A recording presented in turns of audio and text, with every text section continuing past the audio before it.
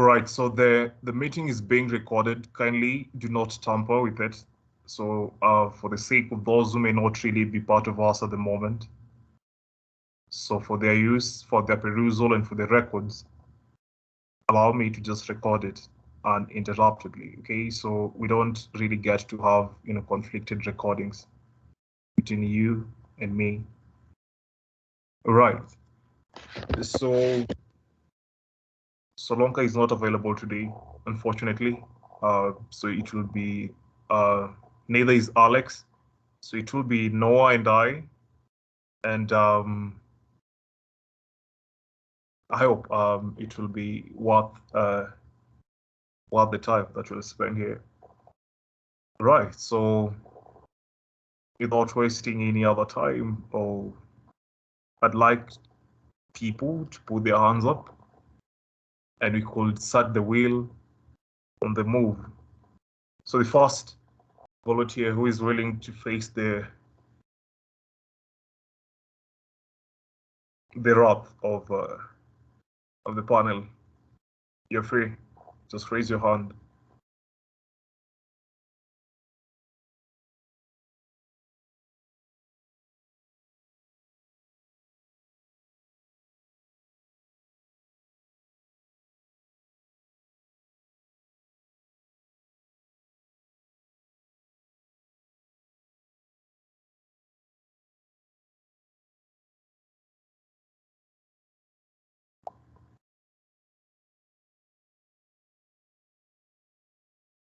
Anyone ready? I'm waiting, or we're waiting rather.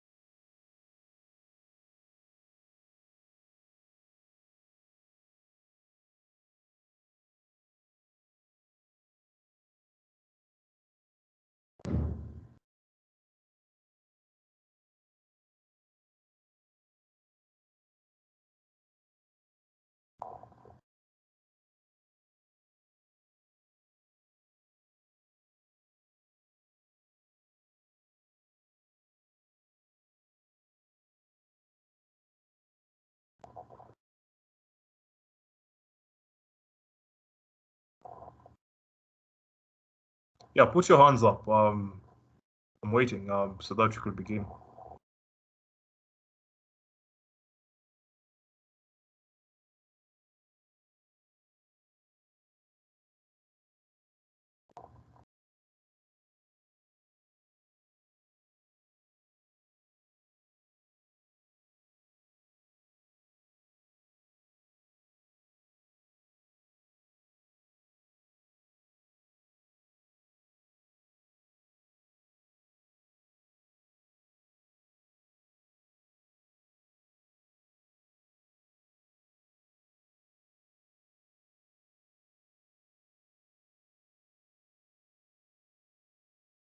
Awesome. So I'm seeing Were. Yeah, you could Yeah. unmute. Yes, I'm right here. Hi, how are you? Hi, I'm very fine, thank you. Awesome. Are you okay? Are you tasked? A little bit, but I think I'll be fine. I'll be as we continue, hopefully. Inshallah. Noah, would you rather go first, or I proceed? Please proceed first. Thank you. All right, so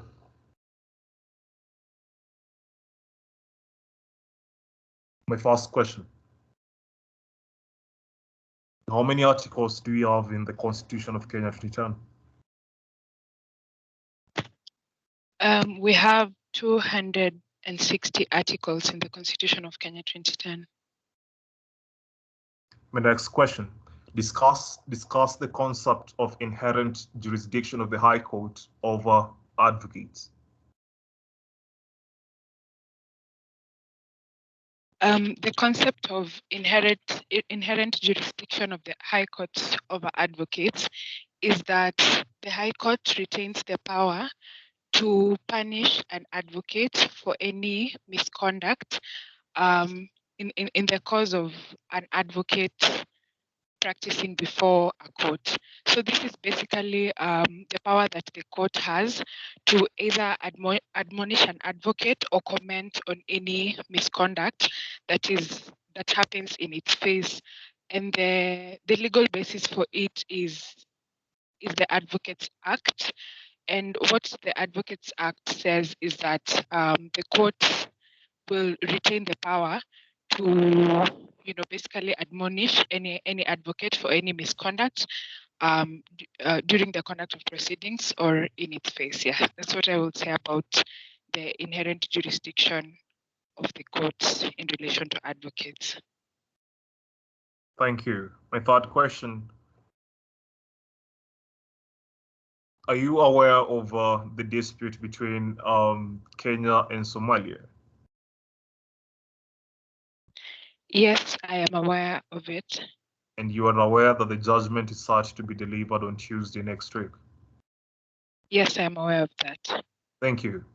So now that you're aware, about the judgment of the dispute, over the Indian Ocean coastline, that will be rendered next week on Tuesday, inshallah, by the ICJ, so Kenya plunges, into war with Somalia, over the Indian Ocean, coastline, because maybe the decision didn't go their way. So the president of the Republic of Kenya, Uhuru Muigai Kenyatta, approves the war or gives a go-ahead, for the war, to happen. So which court in our country is likely or is mandated by the Constitution of Kenya to handle the legality of that particular war and its extension or lack thereof? Okay, thank you for that question. If in the event that the president decides to declare a war or basically participate in either organizing a war, that will be a decision that will be considered an executive decision. Yeah, so the avenues within our current legal framework will be, in my view, either judicial review for such an administrative action, because this is an action that is conducted in the cause of the president in his exercise of his official duty. So apart from just judicial review, I will say any aggrieved member of the public can also petition court to declare such actions unconstitutional in light of the mandate of the president that is set out in the Constitution of Kenya 2010. So then the question becomes, which court is seized of such jurisdiction? And in my view, the High Court is the court that is seized with such or has the power or the jurisdiction to address such matters regarding a president who acts beyond his powers and declares war. So I would say the High Court, and a person will approach this court via either a constitutional petition or requesting or an order for judicial review for such presidential actions. So for me, it will be the High Court. All right. So my second last question. Does the Magistrate Court have jurisdiction to hear land matters? Thank you for that question. And indeed, the Magistrate Court has jurisdiction to hear land matters. And we find this in Section 9 of the Magistrate Courts Act. And however, its jurisdiction is limited to the pecuniary value of such land. For instance, a chief magistrate will not be expected, as per Section 7 of the Magistrate Act, to decide a land matter whose pecuniary value is beyond 20 million. So indeed, the Magistrate Court does have the jurisdiction to hear land matters. My last question. Who is the Cabinet Secretary for Industrialization and Trade?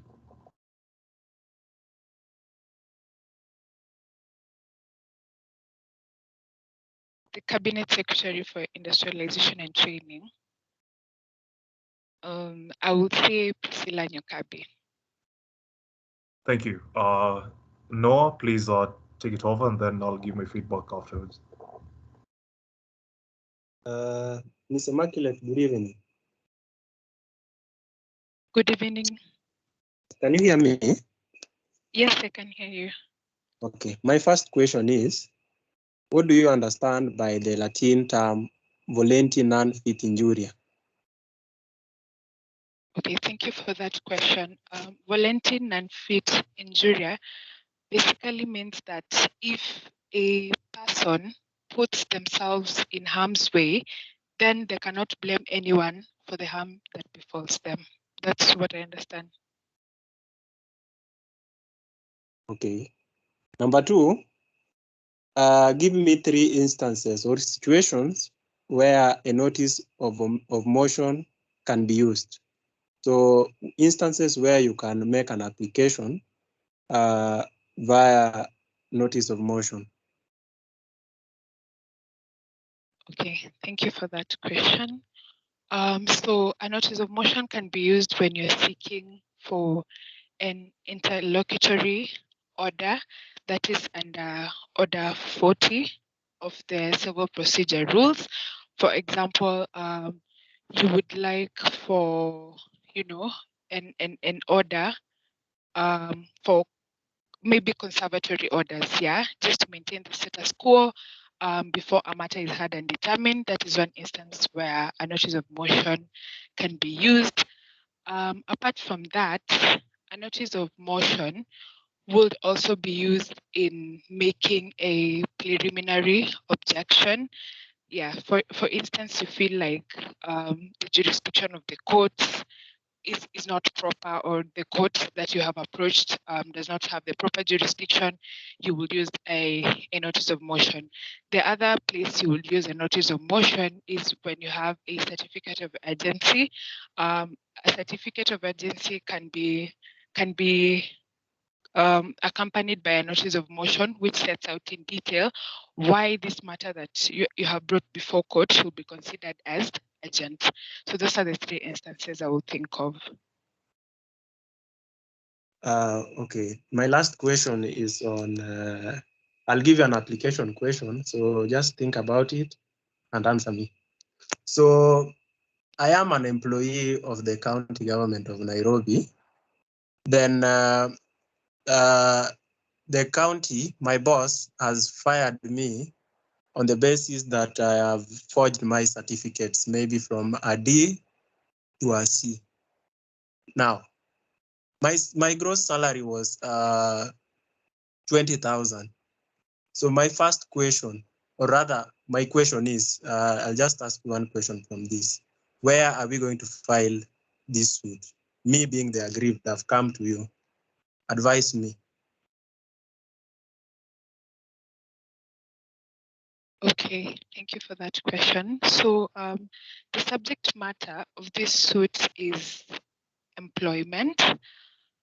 So I will go to a magistrate court that has been gazetted to have jurisdiction to deal with employment matters, mainly because of the pecuniary value of this suit. The pecuniary value is 20,000.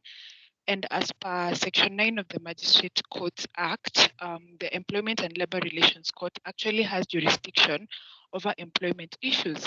So given that we have 20,000 as the pecuniary value, then I will be going to the resident magistrate court to solve this employment issue that I've been presented with. Thank you. That's all for me. Vince.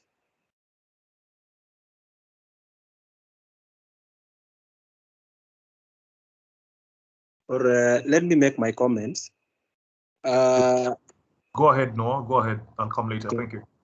So my first, the first question you answer correctly are issues of involuntary non-fit injuria. It seems you remember your campus knowledge.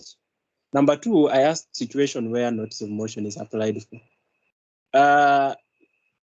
Partly I agree with you, partly I don't. Now, the first two answers you gave were correct. Then now the issue of PO.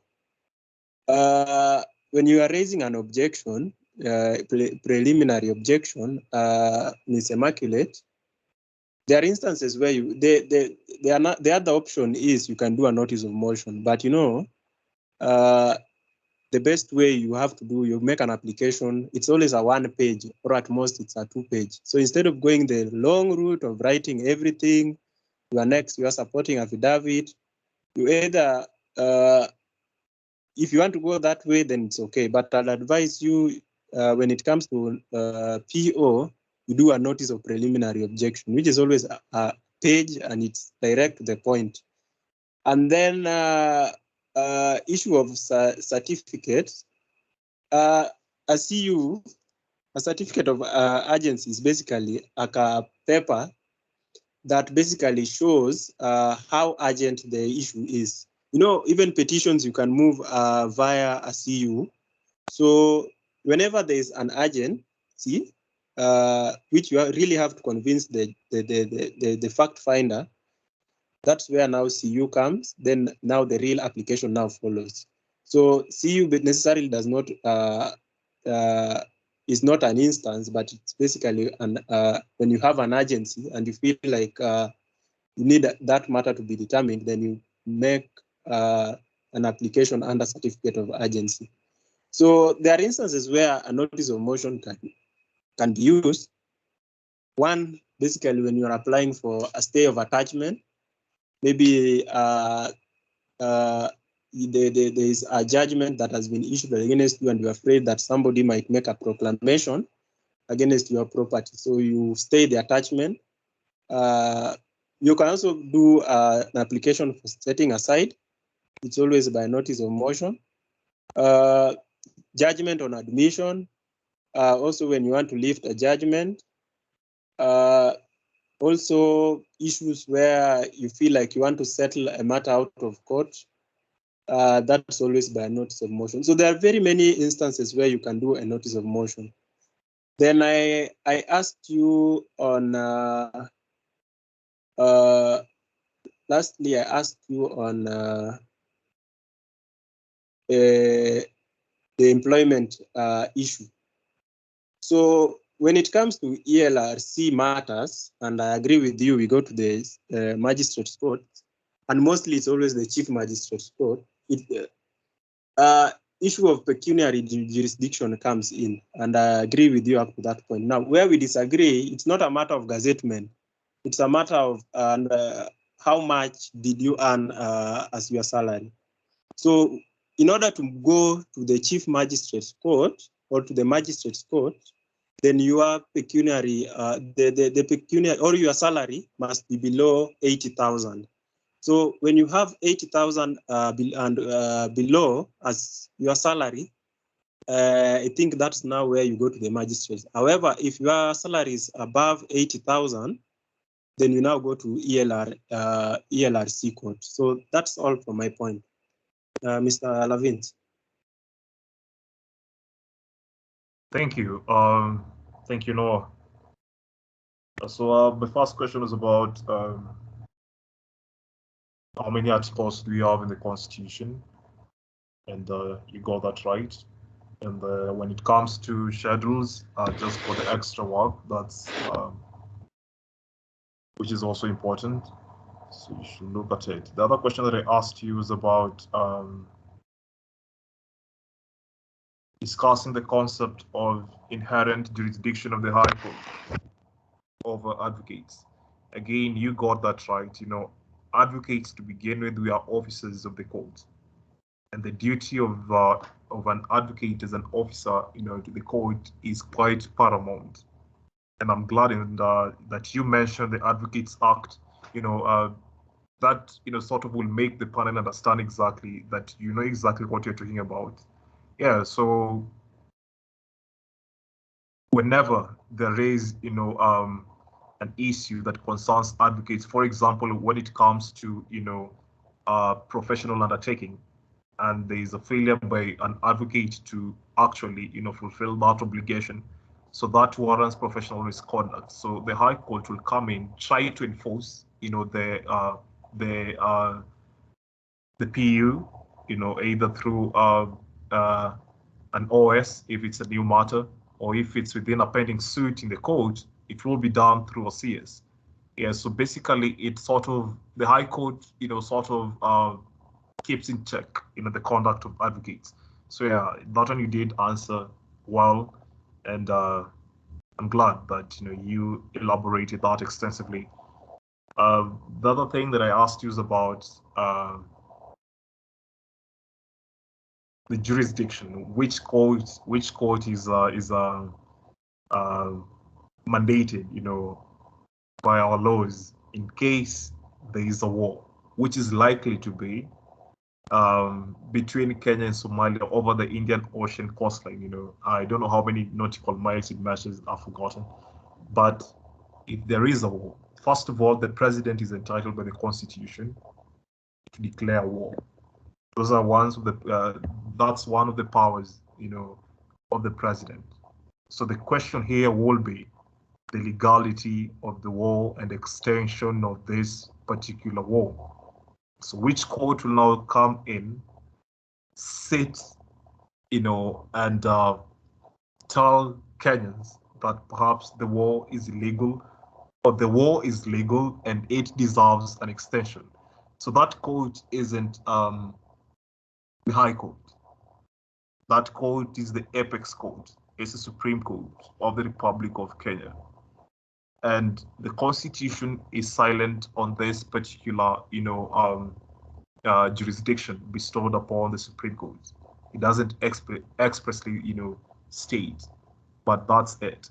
That's why, if you recall back then, when the vaccines, were quite an intense topic, being talked about, and the question was, the Supreme Court of Kenya judges weren't vaccinated by then. Immediately, the president got his first shot of the vaccine. The next question was, how about the Supreme Court judges? It wasn't just a question. I remember, being part of one of the engagements with one of the Supreme Court judges, Honorable Isaac Lenaola.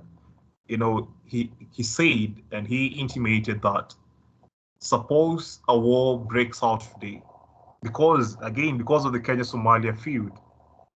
So if the judges, fell sick today, the Supreme Court judges fell sick today, who will hear the legality, a matter brought before the apex court on the legality of this particular war and extension of the same. So in other words, he was calling, it was a rallying call to have the Supreme Court of Kenya, judges being given the first priority after the president to be vaccinated, okay? Because whenever a war, arises, it will be them to come and either save the country or allow it to plunge into, chaos. Yeah, so the court here is the apex court, which is the Supreme Court. And again, I'll refer you to is this Article 165, sub-article 5, paragraph A and paragraph B. You mentioned the High Court, and I'll tell you why it's not the High Court, because when you look at the Constitution of Kenya, yes, the High Court is, is meant for constitutional interpretation. But again, remember here we have international laws coming to play, okay? It's about protecting the territorial borders of a country. So it only makes sense that the apex court, or the highest court of the land, makes the decision about that. So Article 165, talks about Article 165 sub-article 5 talks about, the High Court shall not have the jurisdiction in respect of matters, reserved for the exclusive jurisdiction of the Supreme Court under this Constitution, or either, falling within the jurisdiction or the ambit of the courts contemplated, in Article 162 sub-article 2. Okay, yeah, so the court here in place is the Supreme Court. The next question was about Does the Magistrate Court have powers to hear land matters? Yeah, of course they do. There are special, they were gazetted as special courts to hear land matters. And thank you for mentioning, Section 9, Section 7. It makes me feel good that you understand the pecuniary jurisdiction, of that particular magistrate court, and you also understand, what follows after Section 7 of the Magistrate Courts Act. So yeah, that will tell the panel that you know your craft and you are willing to build on it, because at the end of the day, all of us, want to get as many marks as possible so that you could chart the way forward. Then the last question: who is the Cabinet Secretary for Industrialization, Trade and Enterprise? It's not you. You mentioned Priscilla Nyukabi or something. No, Priscilla. It's Betty Maina. So get to know the current affairs. You never know where the question will come from, and especially when it comes to cabinets. Please know them, not for the sake of retaining information, but for the sake of being prepared at all times. So whenever there are storms or the weather is okay, you are prepared. Yeah. So Betty Marina, that's a CS for Industrialization, Trade and Enterprise. Yeah. Thank you, and you did well. I'd give you quite the marks that you deserve, and I think the highest of marks. So thank you, and thank you for volunteering. I think we'll move to the next person.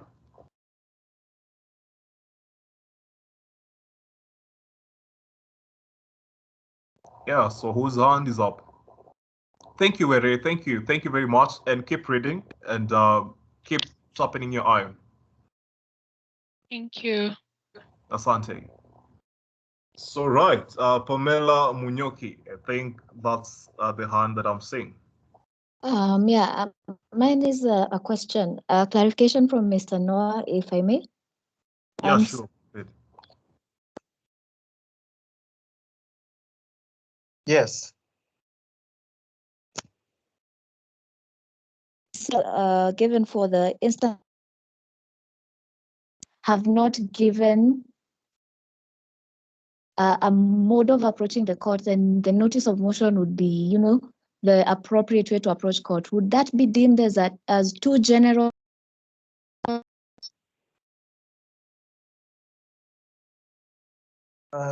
Pamela, sijakupata vizuri. Kindly come up again.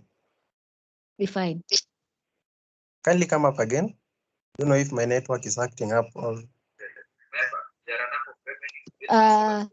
Okay, I'll just come again.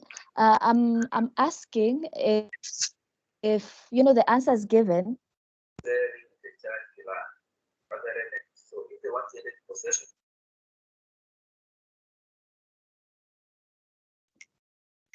In front of a panel, I'd say a notice of motion. So my question is, would that be deemed too general an answer to give, or will that be okay? What answer? Sorry. When you say that the default, like where the rules haven't provided for a way of approaching the courts. I think Pamela, that's a very nice way to approach it. When making application.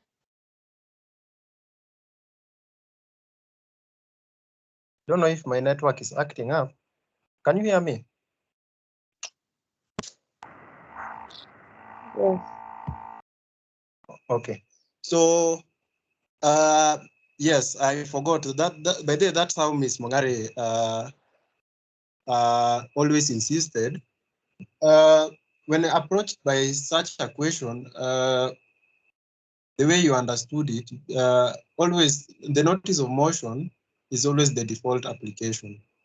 So I agree with you, where the rules do not provide, it's okay. It will be an additional point if you tell the panelists that where the rules do not provide for the way in which you'll approach a certain scenario, then you go through a notice of motion. And I'll give you an example.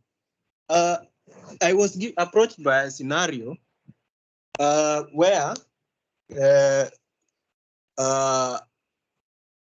the plaintiff failed to give instructions to his advocate.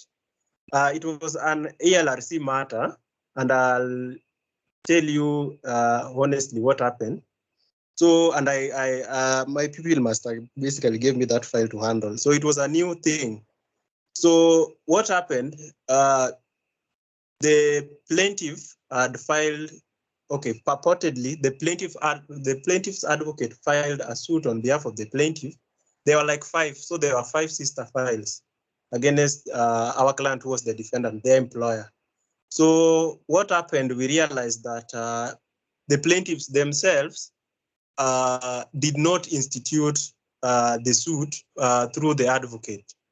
So what happened?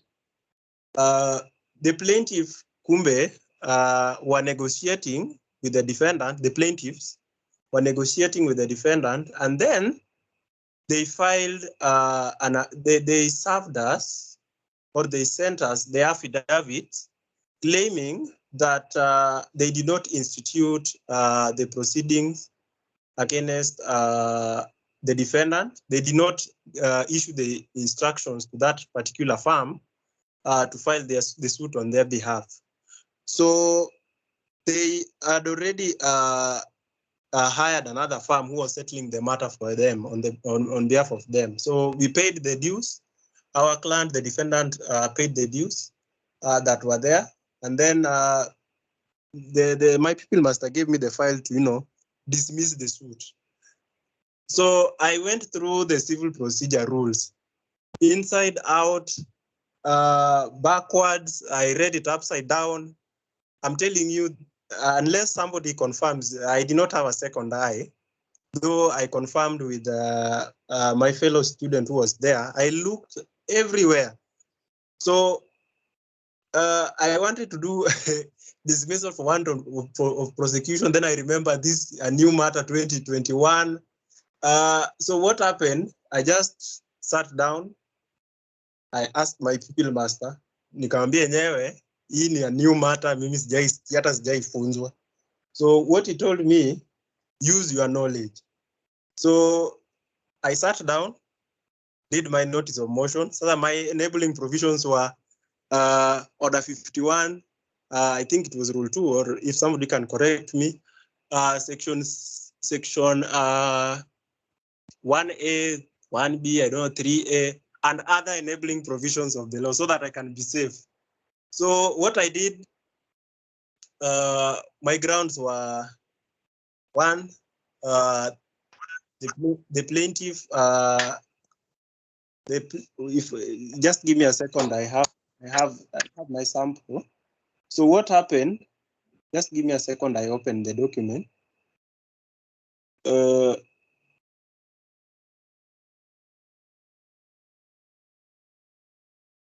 So I did the first draft.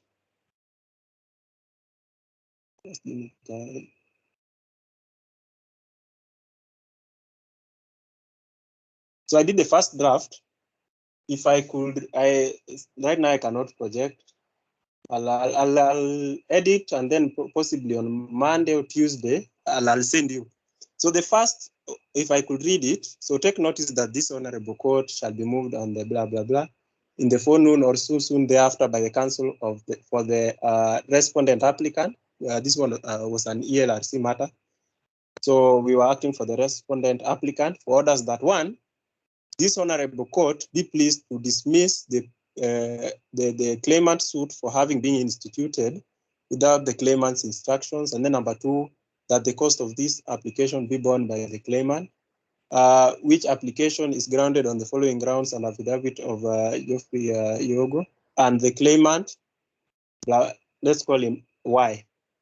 So these are the grounds that the firm of the advocates purportedly on record for the claimant had no instructions to prosecute the matter, Number two, the claimant does not intend on prosecuting the matter as the same has been settled. So remember, there's another aspect of settlement. And then the third, that it is only just and fair that this should be dismissed with cost to the applicant. So when I did the first draft, I was told it was okay, that even him, he never saw it in the CPR. I don't know, so what changed, and I'd like you to maybe comment kama alinifunza vibaya. So whenever the hearing has not been conducted, if no hearing has been conducted, Ms. Pamela, then you cannot dismiss the suit. What you do, you strike it out. However, when hearing has been conducted, then the suit, when you're making such an application, then the suit ought to be dismissed, not to be struck out. So before the hearing is conducted, you strike it out. Before or after the hearing has been done and you realize this advocate, are you on record for the plaintiff or for the claimant, sorry, then you file an application dismissing the claimant's suit for having been instituted without the claimant's instruction. So that's how I understood it. I looked, I don't know if mimi ndo nilikuwa blind. I looked everywhere. I did not see any provision as such. So if you find a novel matter and you realize the CPR is silent on it, do a notice of motion. Thank you.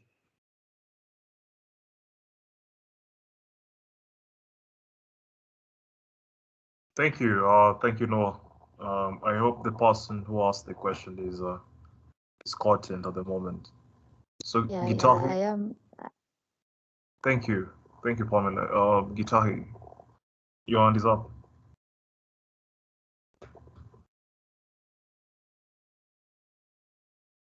Quincy.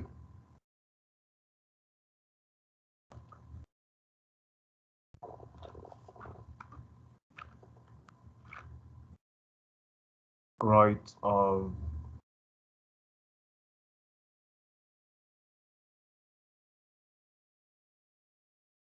Yes, Gitahi, your hand is up.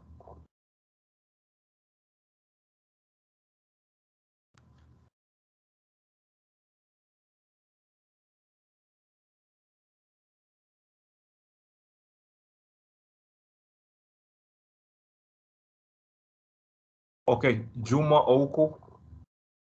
Juma. Thank you, Mr. Patrick. Good evening. Good evening. I'm just aroused by the explanation that has been given by Noah on that novel issue.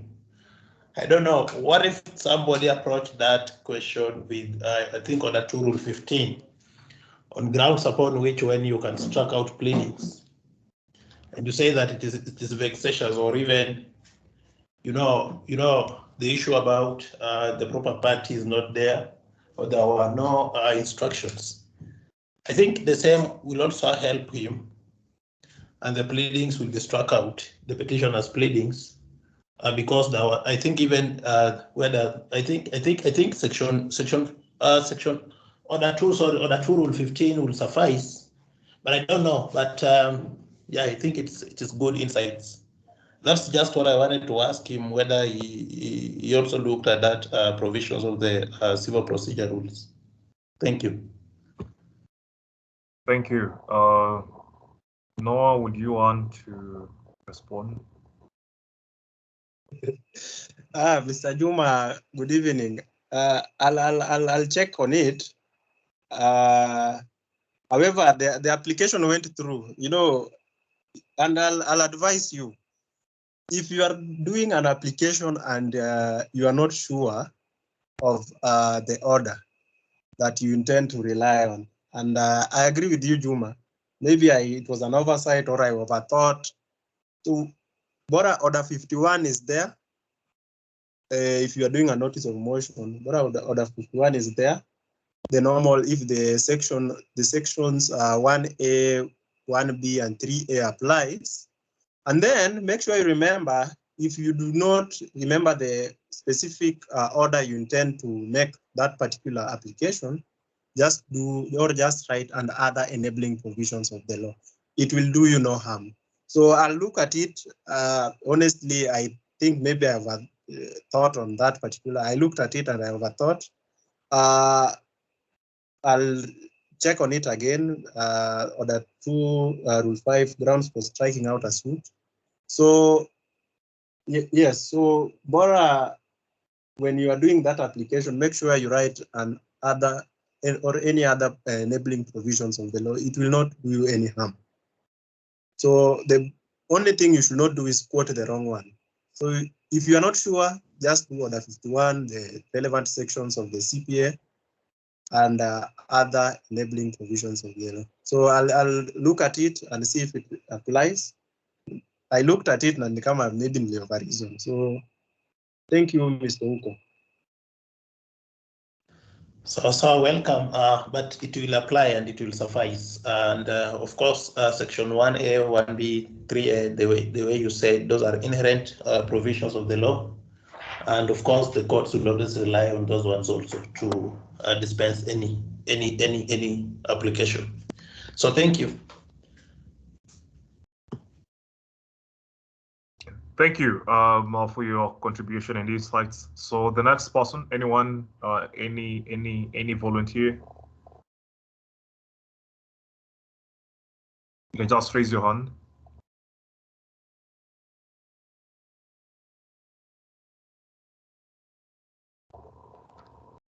Right, I'm seeing Oduor Daniel. Unmute, please.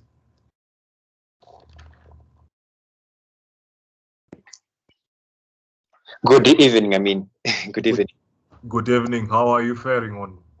I'm good. I have a question for you, first of all, maybe before we move forward. All right. Just a clarification. Mm-hmm. In relation to the issue of declaration of war, Mm-hmm. if you look at the case of Republic versus Karisa Chengo and 2 others, Mm-hmm. the Supreme Court decision, Mm-hmm. if you look at paragraph 51, you'll realize that they say that jurisdiction either comes from the Constitution or from a legislation. So I was just wondering, this one that the Supreme Court has exclusively comes from which constitution, or it comes from which legislation? Then you also quoted 165(5) of the Constitution. You quoted A. A says that any jurisdiction reserved for the exclusive jurisdiction of the Supreme Court under this Constitution. This Constitution does not give exclusive jurisdiction to the Supreme Court in relation to matters as to declaration of war. So I think it would be wrong to use 165(5) of the Constitution, because it is saying specifically that jurisdiction that is given under this Constitution. If I look at the Constitution from the first article to the last one, I'm not able to see it. So I'm wondering how it will apply. So maybe if you could just clarify. All right, thanks. I will respond to the questions after my questions and after Noah asked, but I'll revert. So yeah, so I think now you're ready for the panel, are you? I had a question, yes, but yeah, thank you. I think I can try. Yeah, I can. I'm okay. I'm okay. You can ask me. All right, thank you. I'll start. Can give it a try, yeah. Awesome, thank you. I'll start. So if there were no bad people, there will be, no good lawyers. So discuss this quote by Charles Dickens. Charles Dickens was a novelist and famous Victorian lawyer. So discuss this quote in relation to the legal obligations of advocates, or just generally in relation to the legal profession. That if there are no bad people, there will be no good lawyers. Okay, thank you. Thank you so much for the question.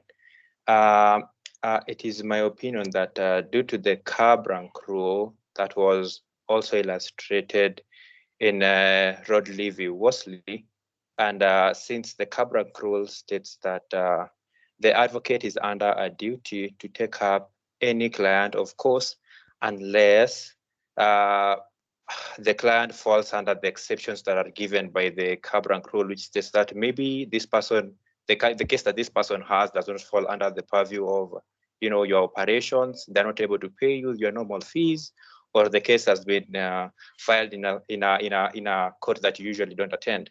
So it is my opinion that because of the cab rank rule, it doesn't really matter who comes to, whether they're good or bad. Since we are advocates of the High Court and since we are public officers, it is our duty to defend them. So my authority would be the cab rank rule. All right. The next question. What do we mean by ostensible authority? That's the first part of that question. What do we mean by ostensible authority? And then where does it apply? And lastly, does it supersede the duty of an advocate to take instructions from client at all times? Did you get the questions? Yes, you asked what do you mean by the term ostensible authority, Yes. and whether it supersedes the advocate's duty to get instructions from the client. And well, where does it apply? Yeah, and where does it apply? Where does it apply? In relation to an advocate? Okay, anyway, this is my opinion. Ostensible authority means apparent or implied authority. So it doesn't have to be express, but it's an authority that can be apparent or implied. For example, if you look at directors and if you look at the company law, you'll realize that directors have ostensible authority. They're able to act for the company as agents of the company. Sometimes, of course, if you're dealing with a member of the public who doesn't know whether they have authority or not, since they're directors of the company, then they have ostensible authority to act for the company. We also have partners under partnerships who also have implied or apparent authority to act for the partnership. Then in relation to the advocate, whether an advocate can act without instruction, it is my opinion that for you to act for a client in relation to an issue, it is important that you receive instructions before you do that. Why would I say that? Because advocates are like agents, and if you act out of the powers that you have been given by your client, then you'll be acting out of your powers. Whatever you are doing will be ultra vires, and so the principal, who is your client, will not be liable for whatever decisions that you take. So it is my opinion that when it comes to advocates, really ostensible authority would not apply. Then in relation to your last question, I didn't understand it. I didn't hear it. Maybe if you could just pardon. All right, I said,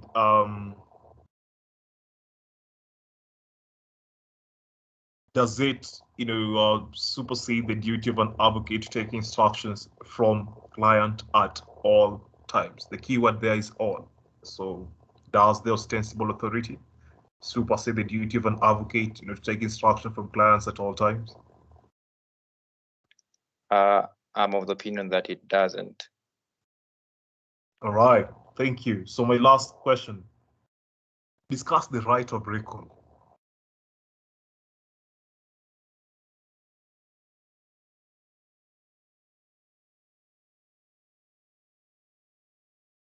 Did you hear me? Come again. Discuss the right of recall.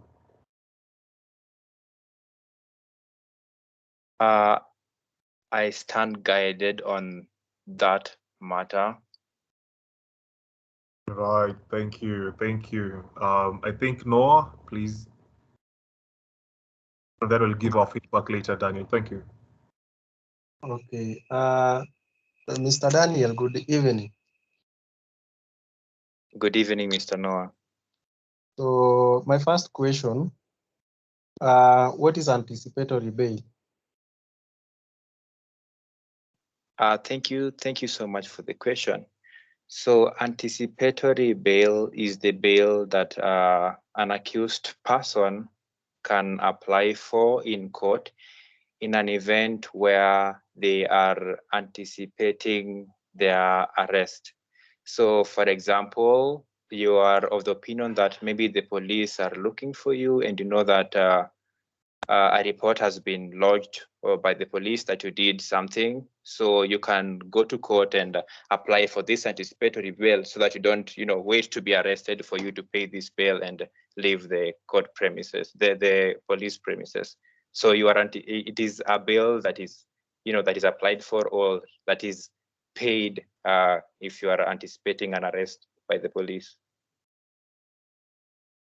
Okay, my second question is, what is the main consideration for bail pending appeal?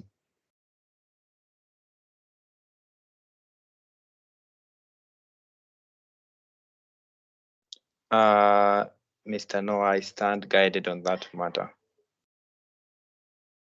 Okay, my second last question, what are the 7 C's of effective communication?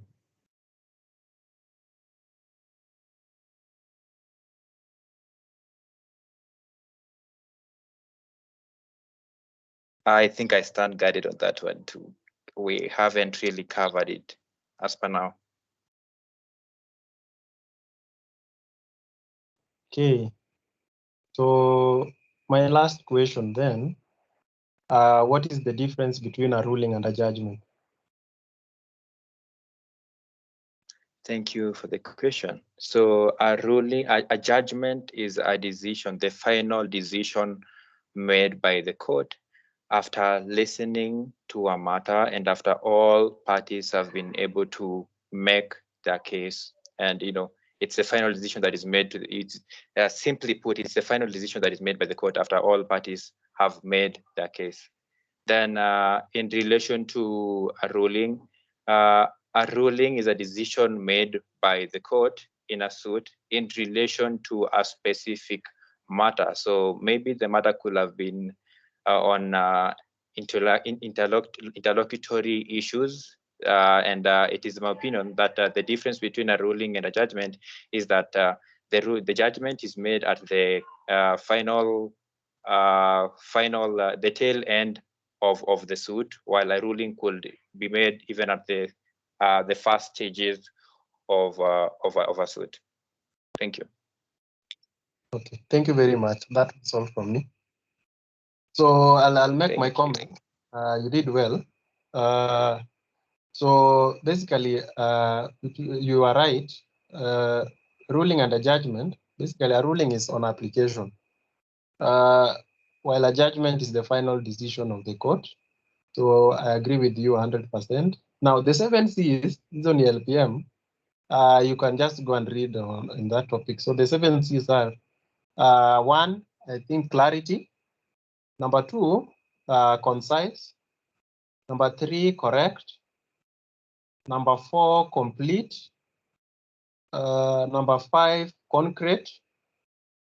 Number 6, considered.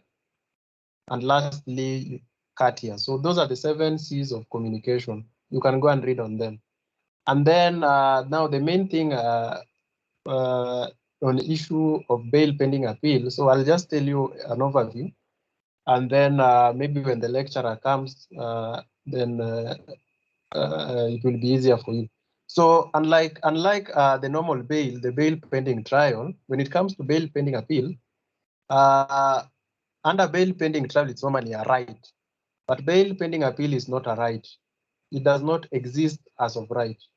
So it's normally issued under one exceptional circumstance. So the main consideration which I wanted to extract from you is that that particular person that is making that application must basically show overwhelming chances of that appeal succeeding.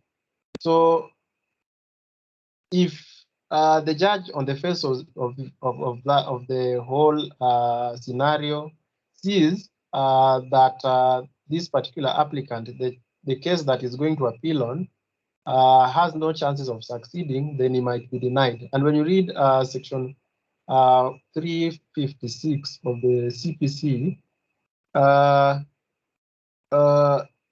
you go and read on it. I cannot remember quite what it said. So section 356 of the CPC will guide you on bail pending appeal. So in addition to that, bail pending appeal will only be made in respect to those offenses which was originally bailable. If they are not bailable, then or maybe during the proceedings, the court had its own reasons which are a bit weighty on why, as to why you couldn't be granted bail, then it won't, the judge that is hearing that application won't grant that bail. So what will happen is that in any application for bail pending appeal, that presumption of innocence is no longer operative. So that burden at this stage will now fall on the accused. And it is his burden to show as to why he shouldn't get, the bail pending appeal. Remember, in the normal trial, it is now the prosecution who will now determine or will have to prove as to why the accused should not be given bail. But here, it's now the accused who will now, the burden will now be on him, considering this bail pending appeal does not exist as a matter of right. So the main consideration, and I'd like you to remember and go and read section 356 of the CPC, is that the applicant must show that there are overwhelming chances of appeal, of that particular appeal succeeding. So go and read Abdi versus R, Nathan Brown versus R, Nathan Brown somebody, I think Birundu versus R, and then Opondo versus R. Back to you, Patrick.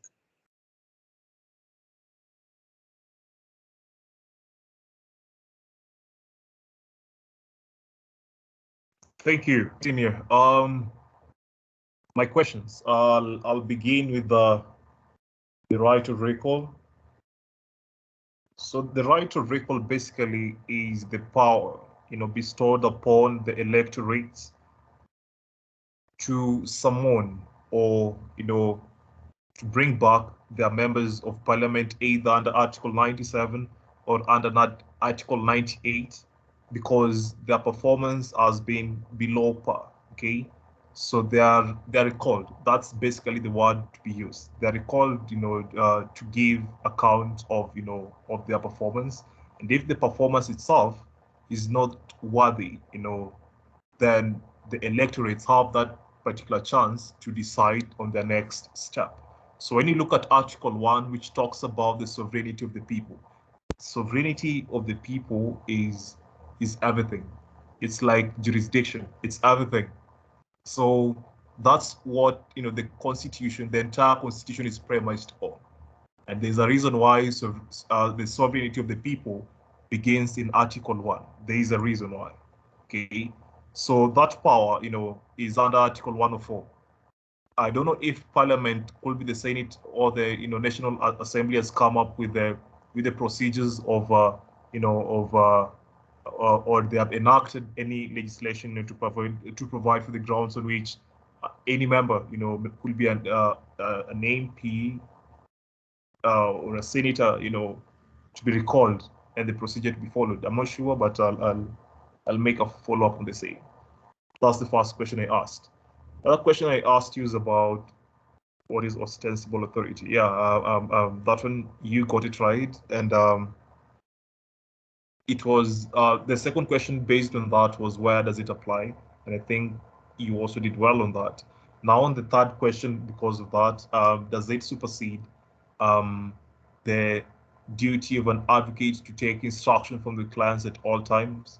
No, it doesn't, and I think you also did well, because every advocate is mandated to take instructions, from clients. So ostensible authority will only apply in instances where the advocate feels he does not really need to take instructions from the client if this matter is supposed to be dispensed with, in a timely manner, and he knows that the outcome of this particular case is likely to be high. So you don't need really to take instruction from that, but because of the ostensible authority that you have or the apparent authority, you'd go ahead. So that one wouldn't even be tantamount to, to professional misconduct or gross misconduct.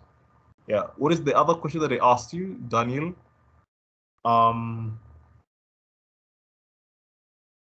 I'm trying to remember.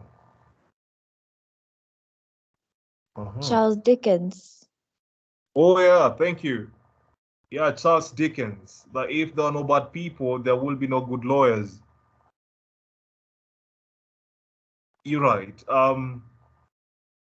In a nutshell, this particular quote talks about the ethics of the profession, the heart and the soul of the legal profession. The legal profession is a public service, and the public, needs protection from, unqualified lawyers, the unethical lawyers, the incompetent, lawyers, the irresponsible lawyers, the fraudulent lawyers, lawyers of no character, lawyers of no repute, deficient lawyers. Okay, so the integrity, and reputation of the bar, the legal fraternity itself, needs to be distanced from such lawyers. And at the same time, we have to factor in the essence of the public. So the cab rank rule, is one of the ways in which, we tend to perhaps make the profession still be sound, so that it doesn't get infiltrated by persons that I've just mentioned, above. So the reasons, for these ethical standards that LSK imposes, okay, in the profession is meant to protect the unsuspecting public. And the main reason, being you are protecting the public from irresponsible lawyers. And then the other reason is for the profession itself. So that's why every person is entitled to, access to justice under Article 48. And, you don't need to discriminate them unless, there are exceptions to cab rank rule, and you know that. So unless it doesn't fit the bill, then you are allowed as an advocate, to just let it go. Yeah, you are allowed based on the exceptions. But if the reasons that you have doesn't fit within the exceptions and the ambit, provided under those exceptions, then you should still take up the case. And see, the world is made up of all types of people, and basically, the bottom line is there exist bad people. So these bad people, give rise to good lawyers. And I think the case of O.J. Simpson, for those who've read the case, and even followed up on the proceedings, O.J. Simpson was accused of, of murder, of his wife, I think, or fiancée. So you have a lawyer coming in to tell the court, not the defense lawyer, telling the court that if this particular glove doesn't fit, then you should acquit. And definitely the glove didn't fit, O.J. Simpson, hand. So what's the inference to draw from that? Acquit him. Yeah, so you'd find this particular lawyer built that name for himself. And of course, he got, perhaps to have more clients based on that because people perceive him to be that good. Okay. Yeah. So any other question that I failed to address? Oh, your last question. The one on. Yes. Thank you. I'll start with Article 132, sub-Article 4, okay, of the Constitution of Kenya 2010. And it provides that the president, may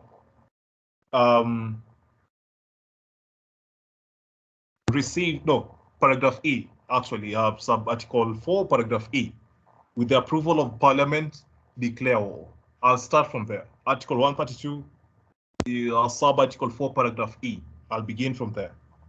And then, to cap it up, I'll move to Article 58 to tell you that Article 165, sub-Article 5 should be used for this.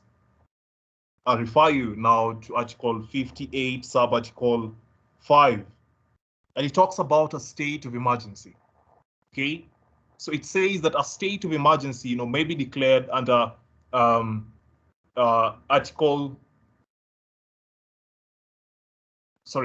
that a state of emergency may be declared only under Article 132, sub-Article 4, and only when the state is threatened by war, invasion, general insurrection, disorder, natural disaster, or other public emergency, and the declaration is necessary to meet the circumstances for which the emergency is declared. Sub-Article 2 says, a declaration of a state of emergency and any legislation enacted or other action taken in consequence of the declaration shall be effective only, A, prospectively, and for not longer than 14 days from the date of declaration, unless the National Assembly resolves to extend that particular declaration. And then Sub-Article 3, the National Assembly may extend a declaration of a state of emergency by, resolution adopted following a public debate in the National Assembly and by the majority specified in Clause 4. And lastly, for not longer than 2 months at a time. That is the extension period. And then now Sub-Article 4 says, the first extension of the declaration of a state of emergency requires a supporting vote of at least 2/3 of all the members of the National Assembly, and any subsequent extension requires a supporting vote of at least 3/4 of all the members of the National Assembly. Now to the icing on the cake, Sub-Article 5. It says that the Supreme Court may decide on the validity of one, the declaration of a state of emergency, B, any extension of a declaration of a state of emergency, and lastly, any legislation enacted or other action taken in consequence of a declaration of a state of emergency. And then now Sub-Article 6 talks about any legislation enacted in consequence of a declaration of a state of emergency may limit a right or fundamental freedom in the Bill of Rights only to the extent that the limitation itself is strictly required by the emergency and the legislation is consistent with the Republic's obligation under international law applicable to a state of emergency. And B, it shall not take effect until it is published in the Gazette. And the last sub-article of this particular article 58 says, a declaration of a state of emergency or legislation enacted or other action taken in consequence of this declaration may not permit or authorize the indemnification of the state or of any person in respect of any unlawful act or omission. So now you get it clearly that it is expressly provided for in the Constitution. And Article 165, sub-article 5 should be used. So you see, this is an exclusive jurisdiction of the Supreme Court. So the High Court has no business whatsoever to meddle with this. I hope I've answered you, Daniel. Thank you so much. I don't know, just to bring this to your attention. Okay, I know it's sort of a forum for argument, but I'm of the opinion that 58(1) talks about a state of emergency may be declared only under Article 132 4D. Declaration of war is not under Article 132 4D, it's under Article 132 4E. So I feel like they're two and they're different things. They're separate. We have state of emergency and we also have declaration of war, or are they the same thing? Because it's 132 4E and not 132 4D.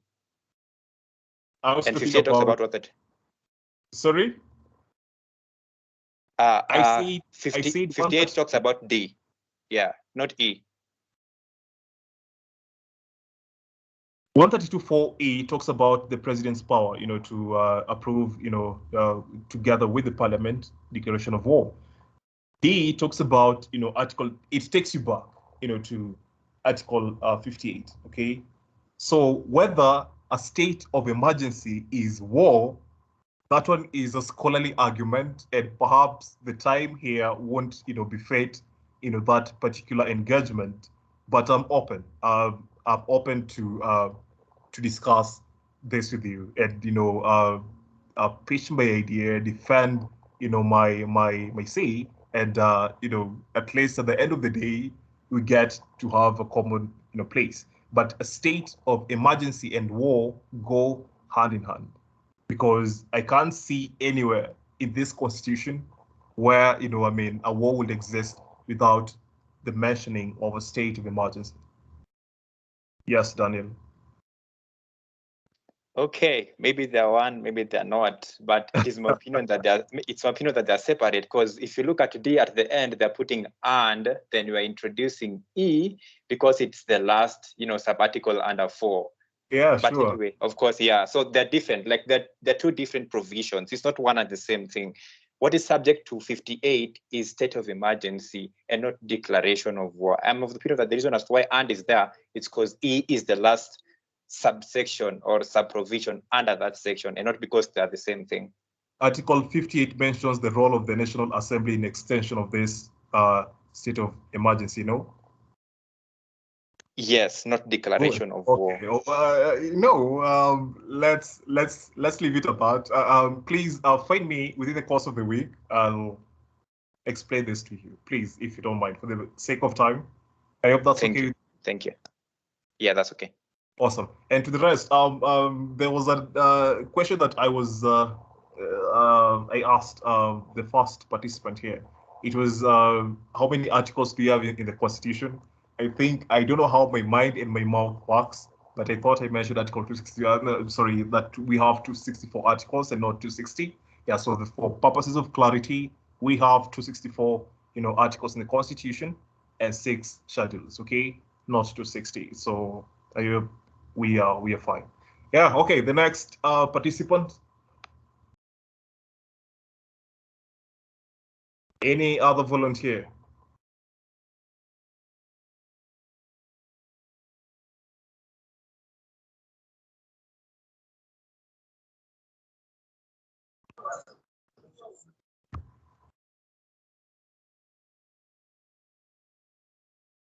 So any other volunteer?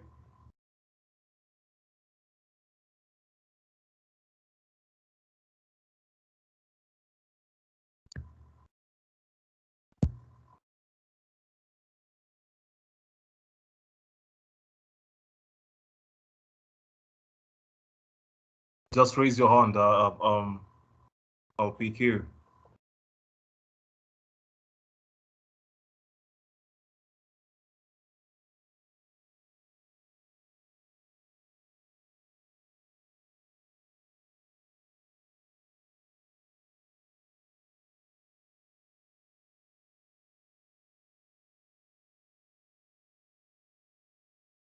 Hey, we're waiting. I can't see hands up.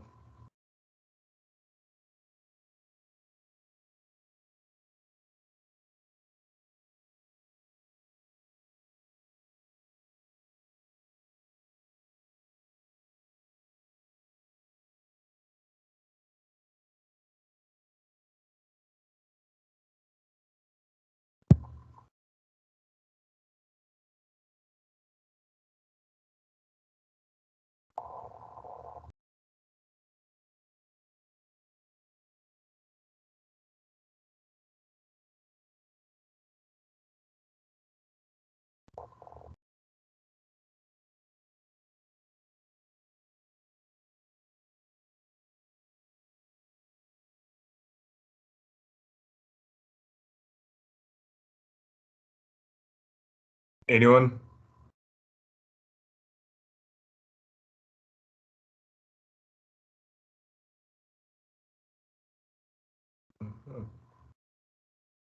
I can't see your name, but I can see someone has raised their hand here. Yeah. I don't know. Okay, I'm David. We can proceed. Oh yeah, David, how are you? Fine, thank you. Are you well? Yeah, I am. Are you ready? Yes, I am. Thank you. Okay, so my first question.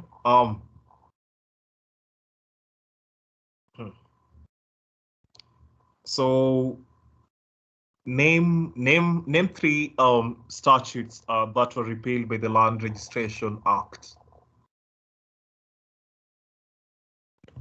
Thank you for the question. One of them is the Government's Land Act. The other one is the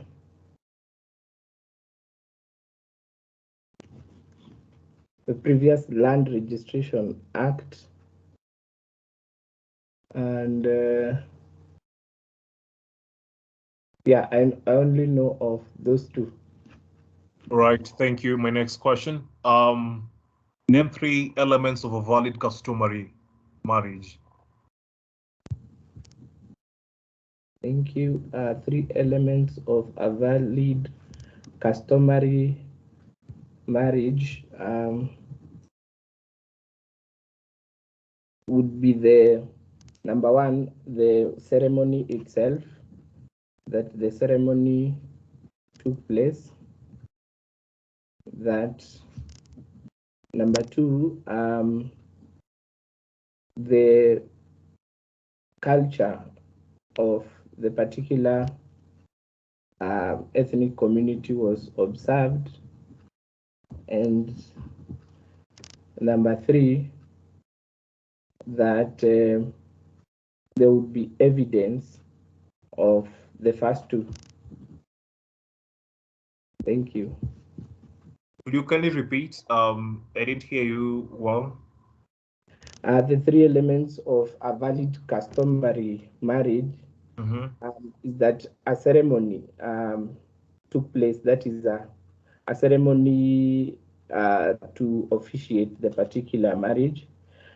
Number 2, that there was they followed the culture of the particular community or tribe. And number 3, there can be proof or evidence that such a marriage took place. Okay.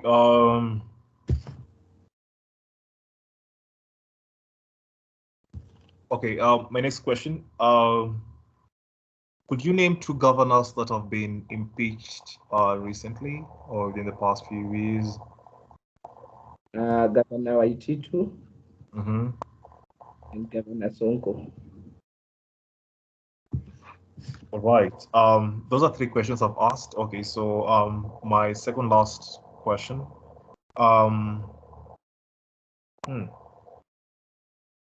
Okay. Does the National Assembly, play any role when it comes to impeachment of governors? Thank you very much. The role of the National Assembly in impeachment of governors. Number 1, the National Assembly is Parliament and the Senate. Yes, the Senate will hear any applications, or they will go ahead and look at the decisions of the county assembly to impeach the governor, and their decision is final as to the impeachment. They can actually vary or set aside the decision of the county assembly. Thank you. Okay, my last question. Could you name at least 3 key players in conveyancing or land transactions? Thank you. 3 key players in conveyancing. Number 1 is the advocate. The advocates, that is for those acting for the vendor and those acting for the purchasers. Number 2 is the registrar of title, who goes ahead and registers the particular interest in land. And number 3 are other professionals, including, for example, the surveyor who confirms the beacons on the ground. Thank you. Thank you. No further questions. Noah, please take over. Mushoki, good evening. Good evening, sir. So my first question is, Yeah. What are the duties of the purchaser's advocate? Give me 3. Thank you very much. 3 duties of the purchaser's advocate. Number 1, he confirms the authenticity of title in terms of performing due diligence that the title is authentic. He also assists in going on the ground and ensuring that whatever is on the ground is what is on the title document. Secondly, the purchaser's advocate performs the transfer. He prepares the transfer documents, document that he gives to the vendor's advocate for signature and ratification. And then thirdly, the purchaser's advocate receives the amount, the payment, which he holds until he gets the completion documents from the vendor's advocate. So that then is also able to complete that transaction. And finally, I think he also deals with the deposit amount and also signs the agreement that is prepared by the vendor's advocate. Thank you. Okay, my second question is, have you done partnership? Yes. Okay. What are the consequences of dissolution of a normal partnership? In a normal partnership is, first of all, is governed by the Partnership Act 2012. And when it is dissolved, each partner will get a share of their contribution, and each partner will also handle any liabilities in equivalence to their contribution to capital. The dissolution of partnership is different from that of a limited liability partnership in essence, because in this case, their personal property may be attached in case they are not able to handle any liabilities. Thank you. Now, my second last question is, imagine a client has come to you with a normal problem.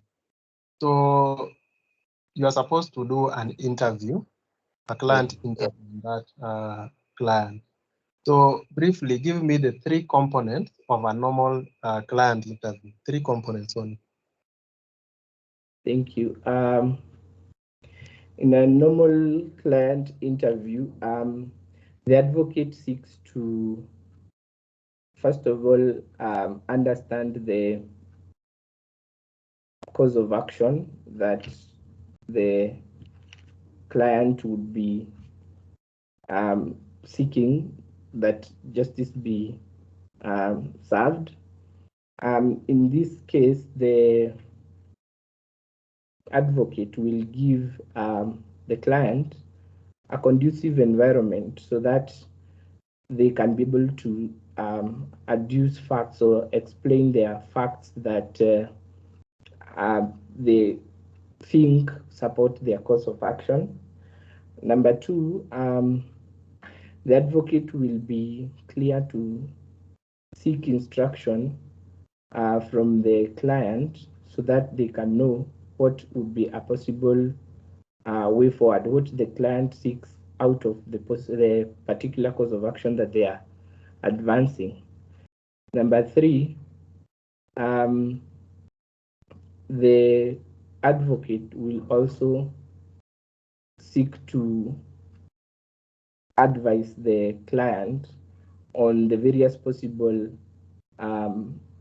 solutions that may be available, or avenues, legal avenues that may be available for them to pursue the justice as it pertains to the course of action. Thank you. Okay, my last question. Yep. Suppose I'm an employee, just use the first example illustration I used. I'm an employee of the county, and then I've been fired on the grounds that I forged my certificates from D to C. So grade of D to C. So I have filed my claim. Let's assume I was earning 100,000. I've gone to the ELRC. So I've filed my memorandum or statement of claim. I've annexed my as the list of documents. I've placed my copy of the next certificate that I had D. Now, the county has also responded. Let's assume they have complied with the normal procedure. They have responded, and they still claim, you know, the main issue in this cause is the issue of forgery. So they are claiming that no, you forged your certificate from D to C. That is in their response to my statement of claim. However, the company, in their response, they have not annexed any certificate or an extract from NEC showing that I have a C, that I forged. It was a D, and maybe they are claiming that I forged it to a C. So my question is, given that they have not annexed that particular document, I feel it's insufficient. I want them to, you know, give it out. What you, as my advocate, Mr. David, what will you do in that scenario? I know it might be a hard question, but just attempt it. I would think that in this particular matter, I would wish to handle it at the pre-trial conference for discovery of documents. If I'm not able to discover this particular document at the pre-trial conference, I would wait for the main trial or the main hearing so that then I can seek to have the suit struck out for lack of evidence. Thank you. That's all, Mr. David. I'll give my feedback. I might even forget the questions that I've asked. So the last question, I agree with you totally. You do what we call discovery. I had asked somebody a question on discovery last week. I was supposed to handle it, but I believe this is a very wide area that most of these lecturers will ignore. They'll teach you for like 5 minutes and leave a lot. So David, if you give me, I know today I might not handle it because it's impromptu. Give me the next sitting, I'll handle this particular area called discovery, and I'll advise this class to go and look at past paper, civil litigation, the past paper for 2019. Go and read. There's a question on discovery in that paper, and I'd like you to go and check it and attempt it, so that when we come in the next class, I'll handle that particular question. I think it's either question 2 or 3, and then we see how we answer the issue of discovery. Lecturers do teach a very small part, and when I looked at that question when I was doing my revision in KSL, I realized those people ignore. I don't know if it was my class, but I checked with the class A, a friend of mine in class A, I was in C. There was a lot. So I'll cover it. There's a lot. I'll remind me, Mr. David, in the next sitting. Maybe Solonka will be there. I'll talk to him to give me like 10, 15 minutes. I go through discovery. Now, I agree with you. You are right. And in fact, as a result of that question, I believe you will have passed. If I was a panelist, you will have passed. Now, the second question, I remember I asked you on the duties of the purchaser's advocate. Yeah. And I agree with you. First, as a matter of due diligence, so they'll have to conduct a search to confirm whether that property is legit. They will also prepare a transfer instrument, the transfer deed, sorry. So when there's a transfer, they'll draft it. They'll also ensure that money is wired to the vendor's advocate. So you make payment through the purchaser's advocate, then ensure that that money he will ensure that the funds will go to the vendor's advocate. There are many duties of the purchaser's advocate. Then what else did I ask you? About partnerships and then client interview. Oh, okay. I agree with you.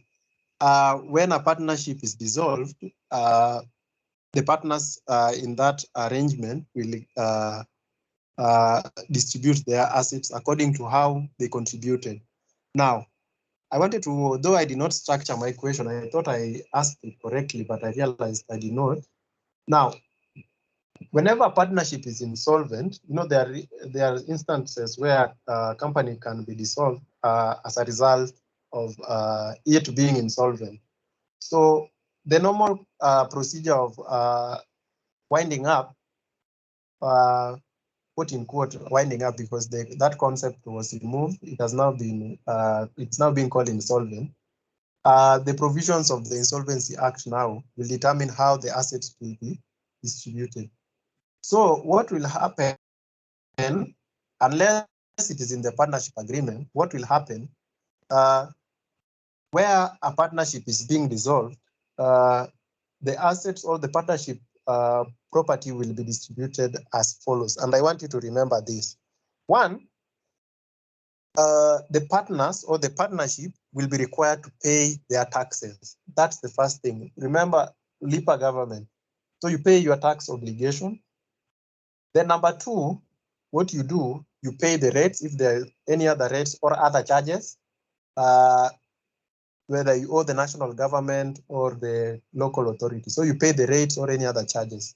The number three, the preferential creditors. These are basically the employees. So if there are any other like salaries or the wages, these people will rank third. Then fourth, we'll have the creditors.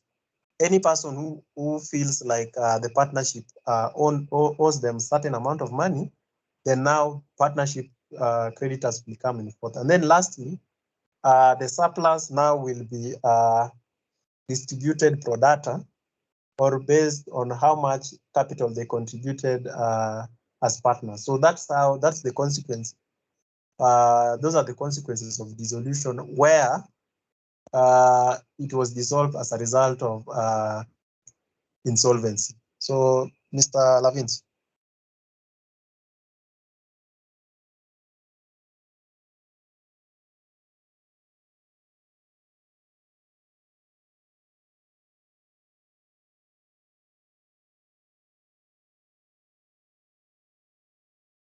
Hello, Mr. Lavins. Thank you, Noah. Yeah, so for my response, I asked you about, I think I'd start with the two governors that have been impeached recently. Yeah, we have Mike Sonko, Mbovi, we have Ferdinand Waititu, and then we also have, was it Wajir or Garissa? I keep confusing those two counties. Yeah, Governor Mohammed something. Between those two counties, that was the last victim of impeachment. Yeah. It was Wajir? Yes. Oh yeah, thank you. I keep confusing those two counties. I don't know why, but it's okay. Yeah, so the other question, which was based on that, does the National Assembly play any role in impeachment of governors? I think you meant to say that the Parliament is made up of the National Assembly and the Senate, and not the National Assembly being made up of the Parliament and Senate. The National Assembly is one of makes up the Parliament, one of the organs that makes up the Parliament. we have a bicameral, type of parliament. We have the National Assembly and the Senate. Whichever is the upper house, again, the Constitution is silent on that, but that one will be left to, to law scholars. So the National Assembly doesn't play any role in impeachment of governors. Maybe the only role that it plays is to, draft legislations, okay, together, with the Senate. But directly being involved in impeachment of governors, no, it's the Senate, that always does that. Reason being, you see, this is a matter that affects counties, and basically the purpose of the Senate is to protect the interests of the counties, okay? And governors are people, who are the CEOs of counties. So they will play the role directly when it comes to impeachment of governors. And then, the other question that I asked you, elements of a valid customary marriage. Yeah, you slightly got them right. And perhaps how I'd put it, how we were taught by Mrs. Ruto, is one, we have consent, okay? So there's the case of Mwagiru versus Mumbi. Consent was not obtained in that particular case. So if there's no consent when it comes to, customary marriage, it is null and void ab initio. And then the other element is the element of dowry. Some call it tokens of appreciation. But yeah, dowry plays, a huge role, in customary marriage.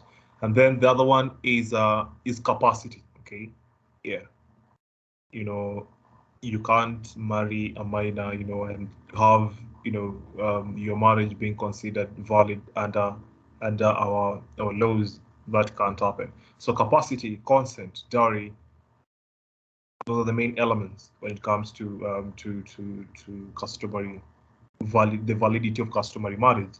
And then the other question that I asked you is about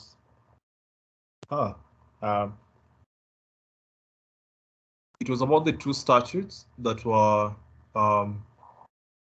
repealed by the Land Registration Act. Well, this is a common question, in orals. You see, most of you will ignore this because you're only focused on the content of the Land Registration Act, but best believe you never know where the questions are coming from. So in orals, you better be prepared for anything. So yeah, I think you only got one thing right there. There was the Government Lands Act. So just to stress and lay emphasis on this, there's nothing like previous Land Registration Act. No. So we have 5 laws that are repealed by the Land Registration Act, and you got one right, the Government Lands Act. The other acts were, we had the Indian Transfer of Property Act. We also have the Registration of Titles Act, Cap 281. And then we had the Land Titles Act, Cap 282. And then lastly, we had the Registered Land Act, RLA, Cap 300. So those are the statutes. Those 5 statutes were repealed by the Land Registration Act. And then the other question that I asked you, which I believe is the last one. Who are the key players in land transactions? Yes, that one you got right. You have an advocate, you have, valuers, you have, surveyors, you have the registrars, yeah, name them. So they play a huge, even we have what we call the estate agents, okay? Like in our last year's project to a question in conveyancing, we had an estate agent, a company that is mandated basically just to look for lands, out here, for purposes of transfer. And best believe they play a role, in conveyancing. Yeah, so that's it. And you tried. Keep on keeping on. You'll be better. At least thank you for volunteering. That says a lot about your confidence. So just to build on that. Thank you. Okay, the next person. I believe we'll take the last 2. And then we can close the session.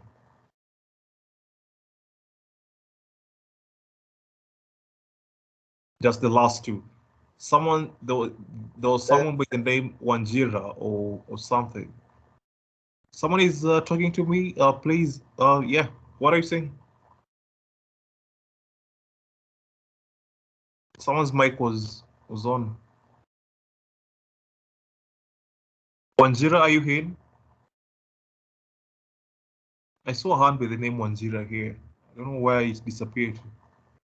Hi, this is Wangio, not Wanjira, but I think there's also Wanjira on the list. Yeah, there is.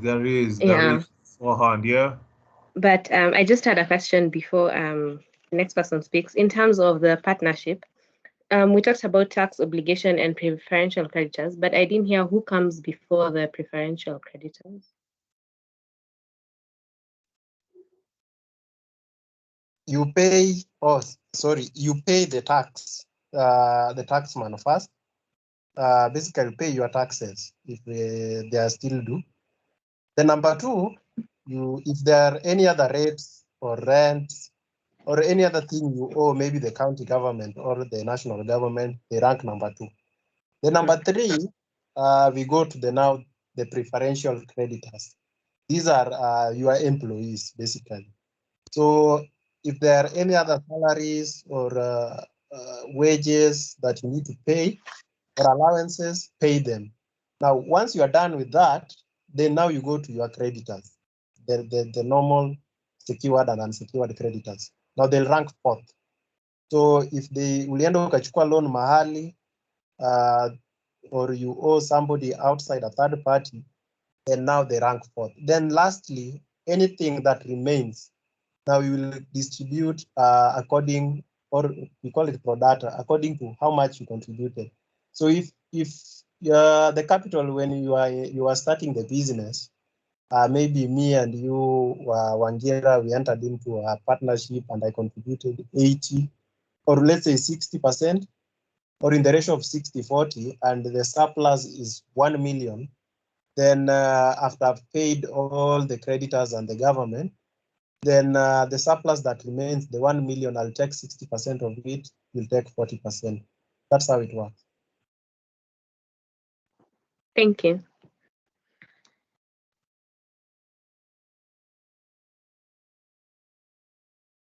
Excuse me, Mr. Noah.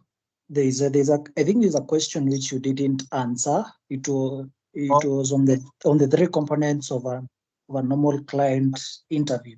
Oh, it's very simple. There are three components. What happens in a normal client interview? Apologies, Mr. David. There are only three things. One, the first component is listening. So you must effective listening basically is basically you hear what the client is saying, and nothing, or there's no any other distraction that impedes you from listening to it. So you must basically show interest when you are listening when the client is talking. Number two, questioning. So basically, when you are questioning, the main objective is to obtain sufficient information so that you can able to provide that particular client with an informed advice, so that they can be, the clients can be able to make the right decisions for themselves on what action they feel like should be taken. For instance, if they want you to institute the suit, or enter into a settlement agreement. So when you are asking question, in order to obtain a lot of information, ask open-ended questions. So basically you ask, how can I help you today?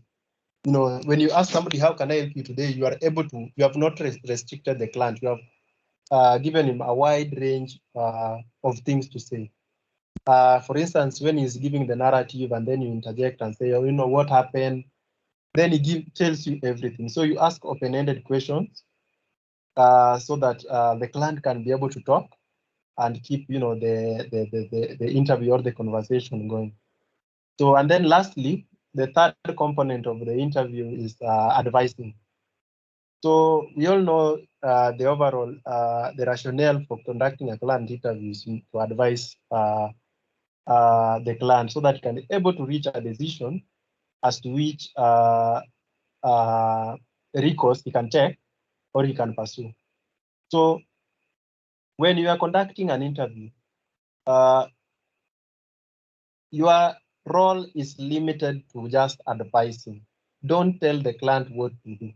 So what you do is to give them a variety of solutions so that they can be able to choose. So it's up to them or to ultimately decide which recourse they would like to pursue. So there are three components. You just listen, question, and advise.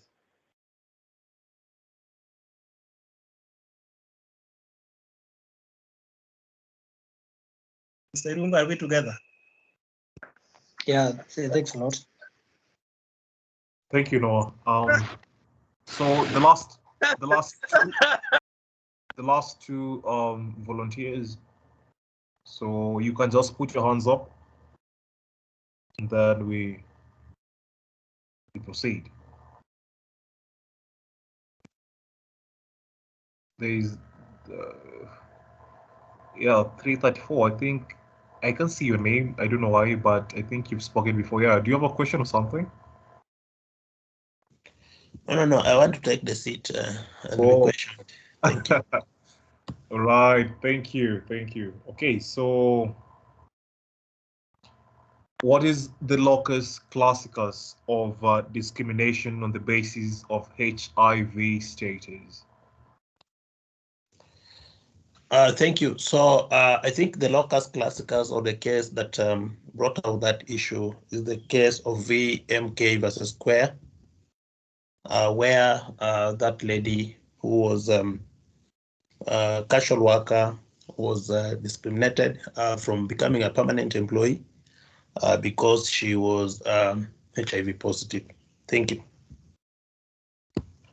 My next question, still based on that, why do you think that case was cited as it is? Why VMK?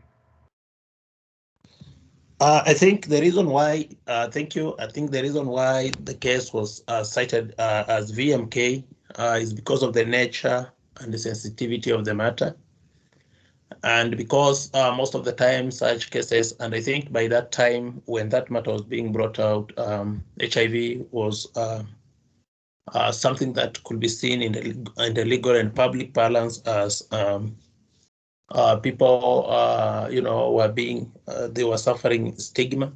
So to avoid stigmatization of the victim, I think the identity was concealed. Thank you.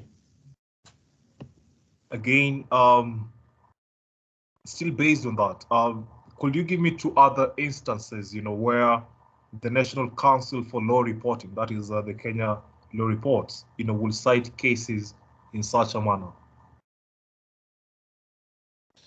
Thank you very much. I think also two other instances where cases will be reported in such a manner. I think the cases of sexual offenses, the issue of defilement, for example, and also the issue of rape. That's one. And also, I think also where the proceedings are to be done in camera generally, and maybe they want to protect the victims or the people who are involved, then the case will also be cited in such a manner like that of VMK versus Square. Thank you. Right, my last question. In light of the COVID-19 pandemic, how has ICT, revolutionized the legal profession and the judiciary? Thank you very much for that question. Just give me, you can give me two instances for the judiciary and, two changes in the legal profession of the advocates now. Yeah, so two, that's okay.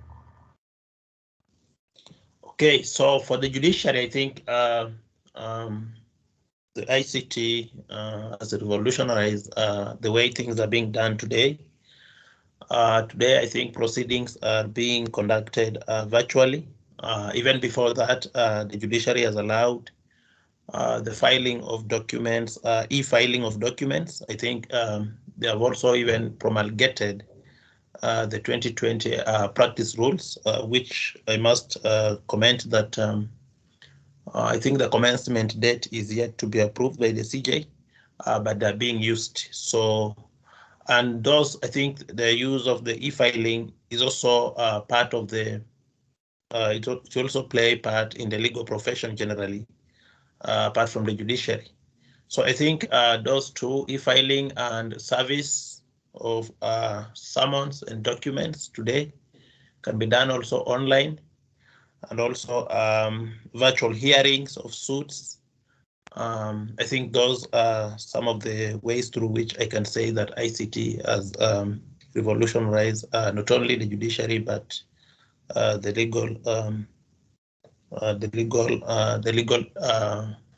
legal profession generally. Thank you. Thank you. Noah, back to you. Mr. Uko, good evening once more. Good evening, sir. Thank you. So my first question is, what are the subjective tests of a partnership? What must you look when you are entering into a partnership? Maybe just to hazard an answer to that, I think what people will always look into before they enter into a partnership, I don't know whether, I think that the issue of capacity of the partners, and also the issue of maybe how are they going to share profits, how are they going to bear the losses and so on, and even the issues of dissolution or breakup of partnership. But I think I'm just hazarding an answer to that. Thank you.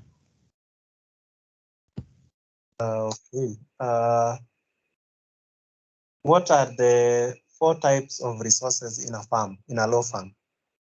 The 4 types of resources.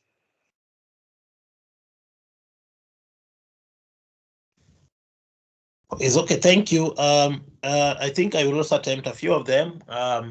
One of the type of resources in a law firm is the human resource, which is the most important resource.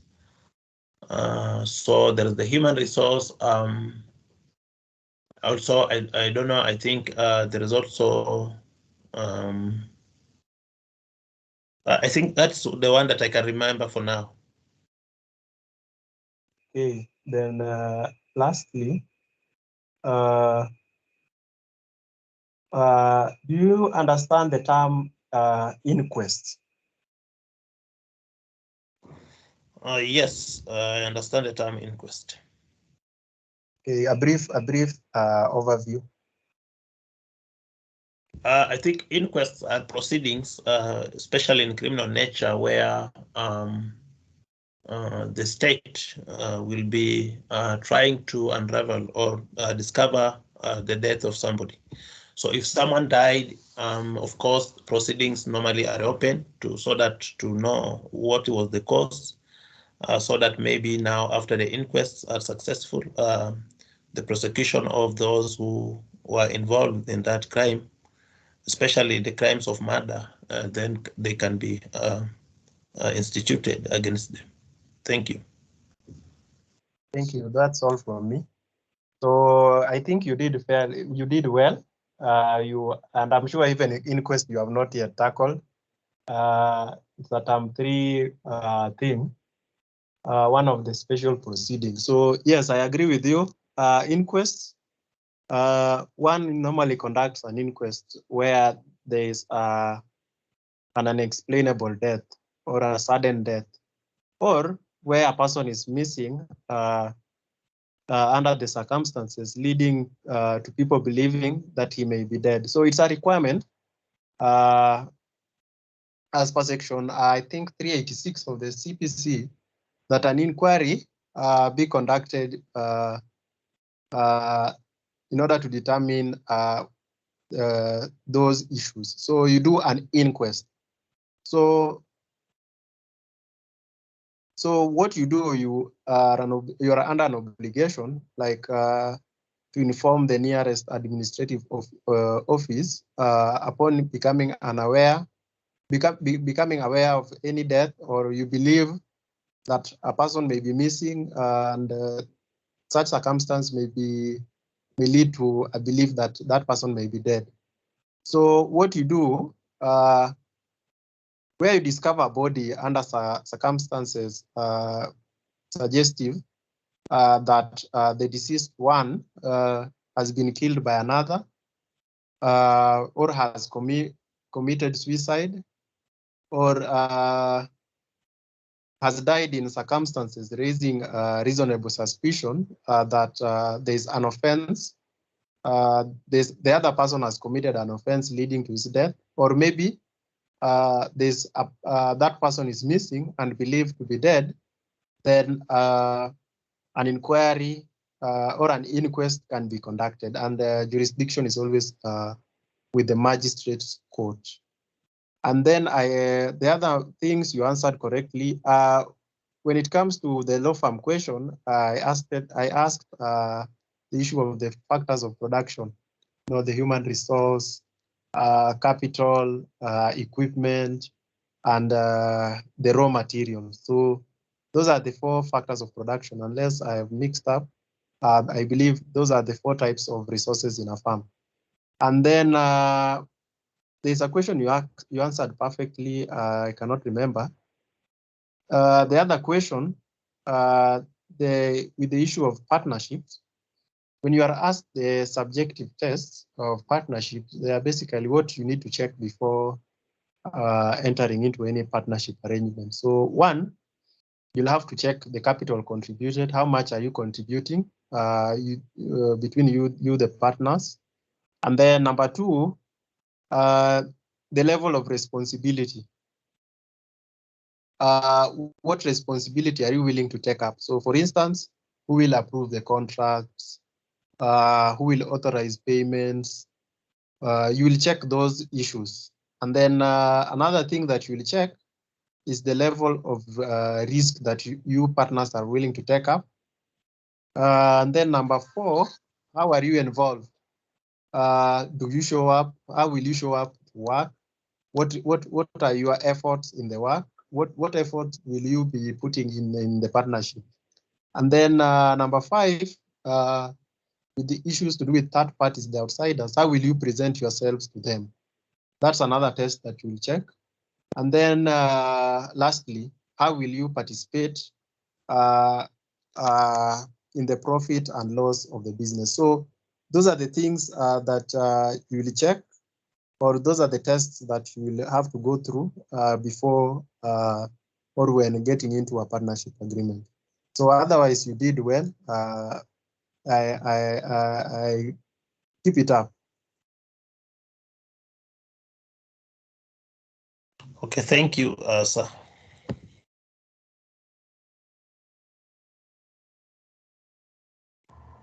Right.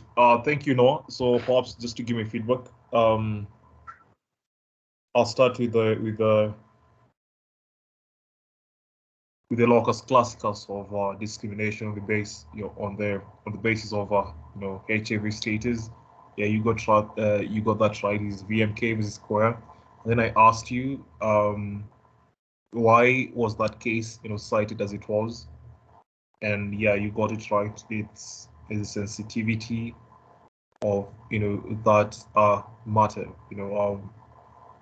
HIV is deemed perhaps to be quite a sensitive issue, so people may feel stigmatized based on their status. So disclosing their real names might be fatal. Then I asked you what other instances would the National Council for Law Reporting, KLR, apply to make names appear anonymous. Okay, so yeah, one is the sexual harassment cases. That one you got that right. And then there's also the issue of minors. Okay, so you'd find most of these cases involving sexual harassment and minors and HIV, you'll never find the real names of, of those persons. So what the National Council for Law Reporting, what they do is they give, anonymous names just to protect the identity of those particular persons. And then another question that I asked you was about,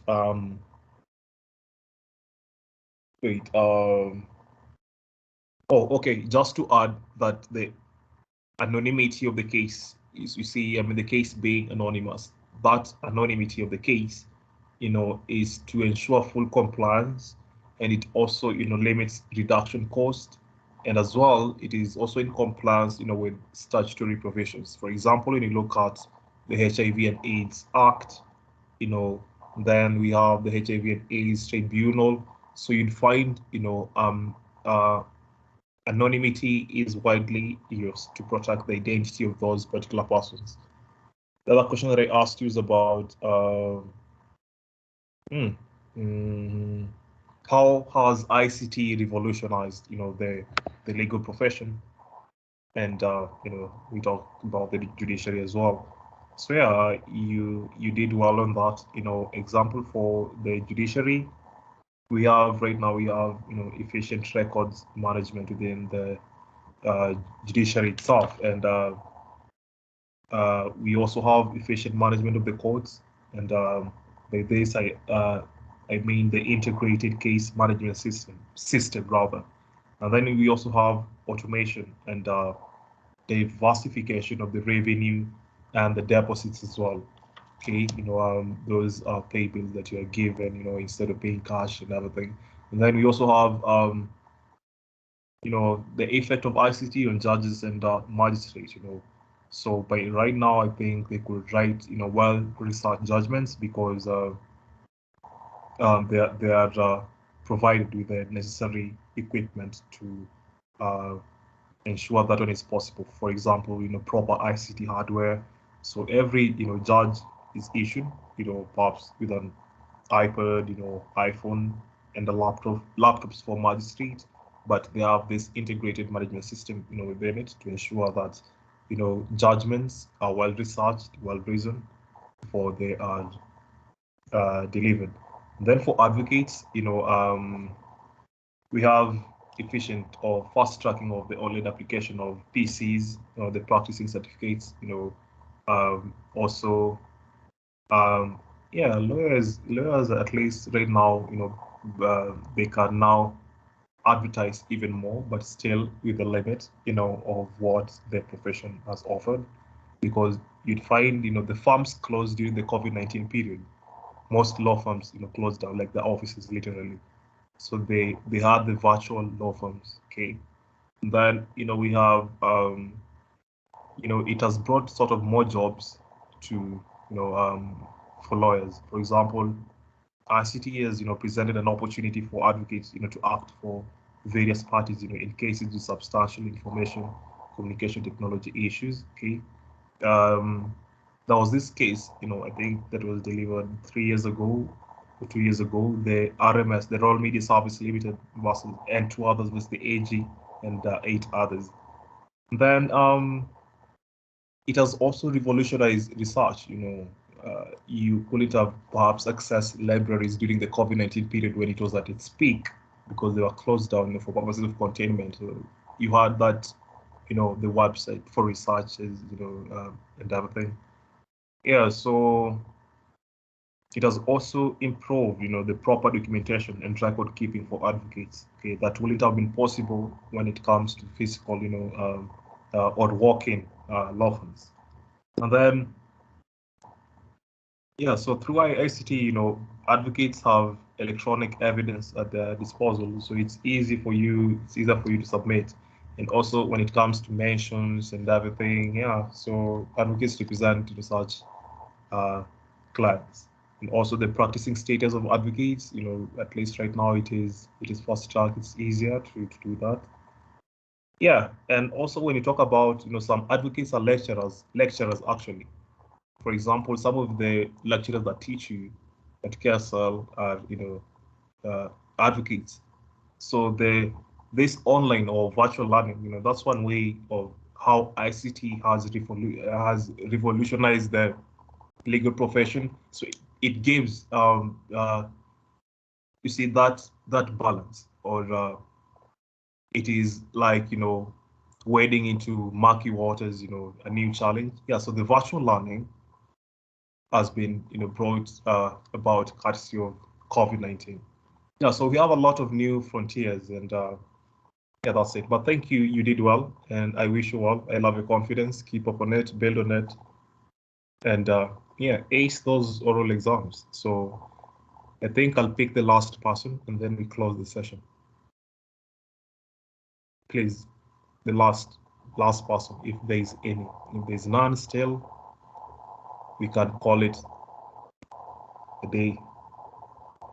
So last person. Yes, Gasheru. Thank you. Okay. How are you today? Good evening. Good evening. How are you? I am doing well. Thank you. Okay. I had a question before I take the question. All right. When it comes to there was that question that was raised by Noah. Yes, I think by Noah on inquest. So once the inquest has been complete, actually my concern was, now can the magistrate then maybe proceed and institute the necessary charges, maybe the criminal charges against those people who have been found culpable of the death. For instance, once, if I got your questions correctly, once an inquest has been conducted and the magistrate believes or maybe forms an opinion that some known persons have committed that offense, leading maybe to that person dying, maybe they murdered the person. So what will happen is that magistrate will issue summons or warrants of arrest, or he may take any other steps if those two are not sufficient enough, so that those culpable can secure attendance to answer the charges. Normally, this happens where the magistrate starts the trial de novo. So what happens if, on the other hand, if it was commenced by any other person, what happens is the first option is where the magistrate started it. Now, where another person started it, at the termination of the inquiry, what happens is, if he is of the opinion that an offense has been committed by some person, then he records this. What he does is he gives his opinion and sends a copy to the AG. If in his opinion he believes that no offense has been done, then that inquiry will terminate at that point. So what happens where what happens is the AG will now direct the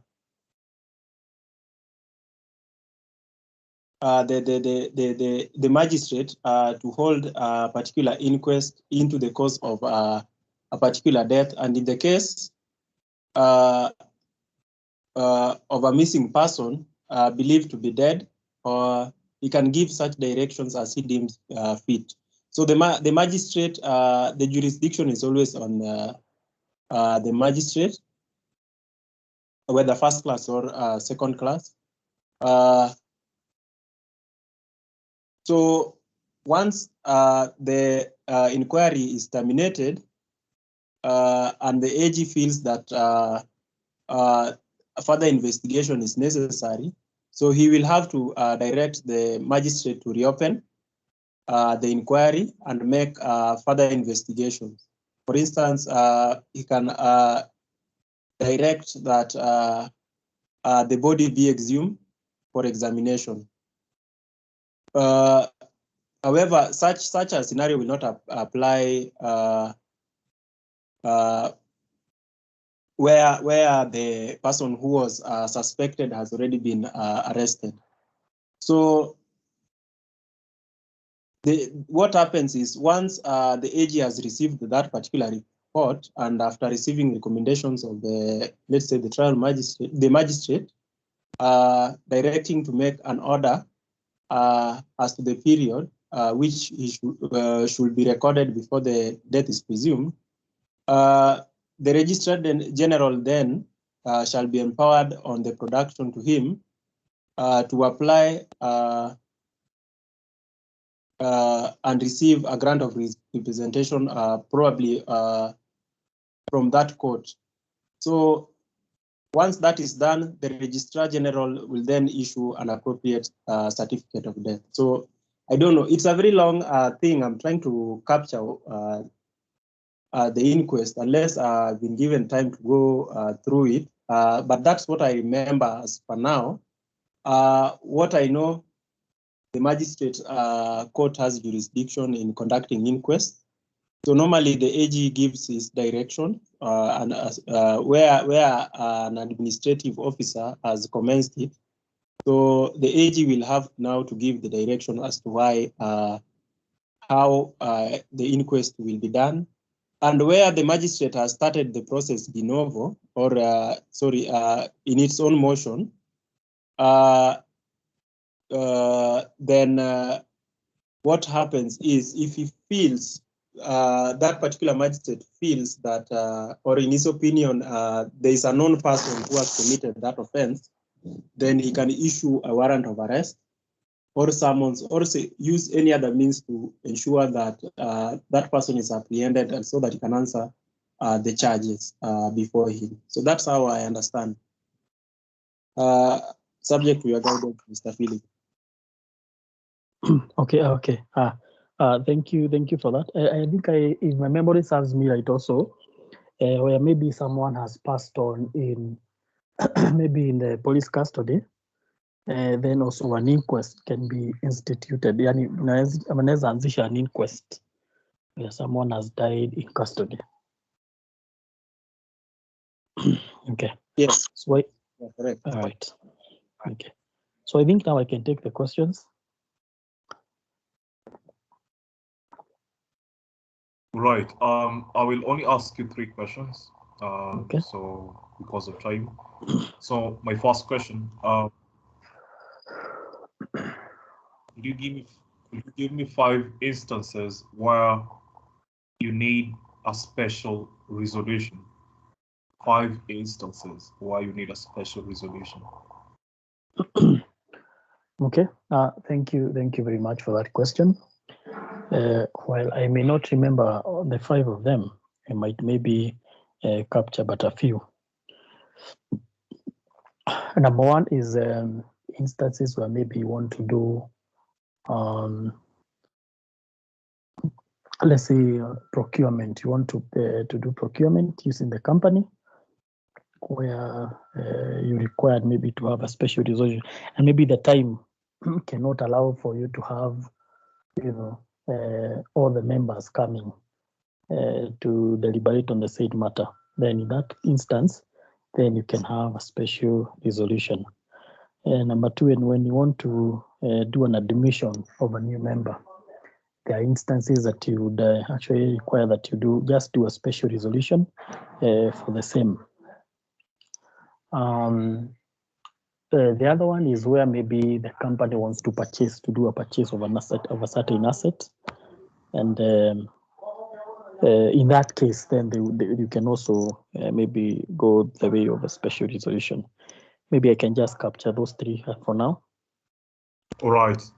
My last 2 questions, which are related. So the second question now.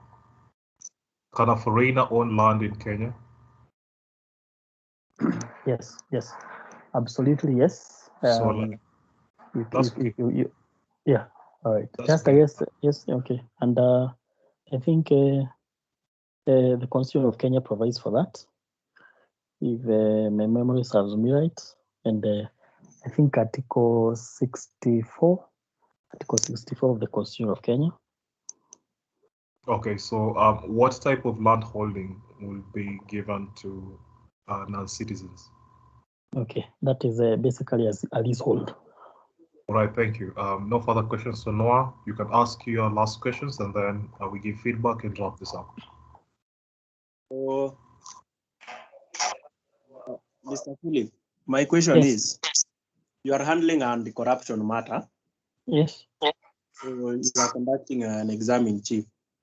Mhm. So you realize this witness is not answering the question you're asking. Maybe he's going contrary to his statement, or he's evading the question. Ama anajifanya kuwa mjanja. He's being cheated. What is the appropriate way to deal with that plan? Okay. So I think you can apply, not actually I think, but the procedure is to make an application for this person to be treated as a hostile witness. So that now from there, then the court can make the appropriate steps to ensure that this person, responds to the questions that have been asked. So just make an oral, actually it's an oral application for this person to be treated as a hostile witness. My next question, what is the difference between lease and license?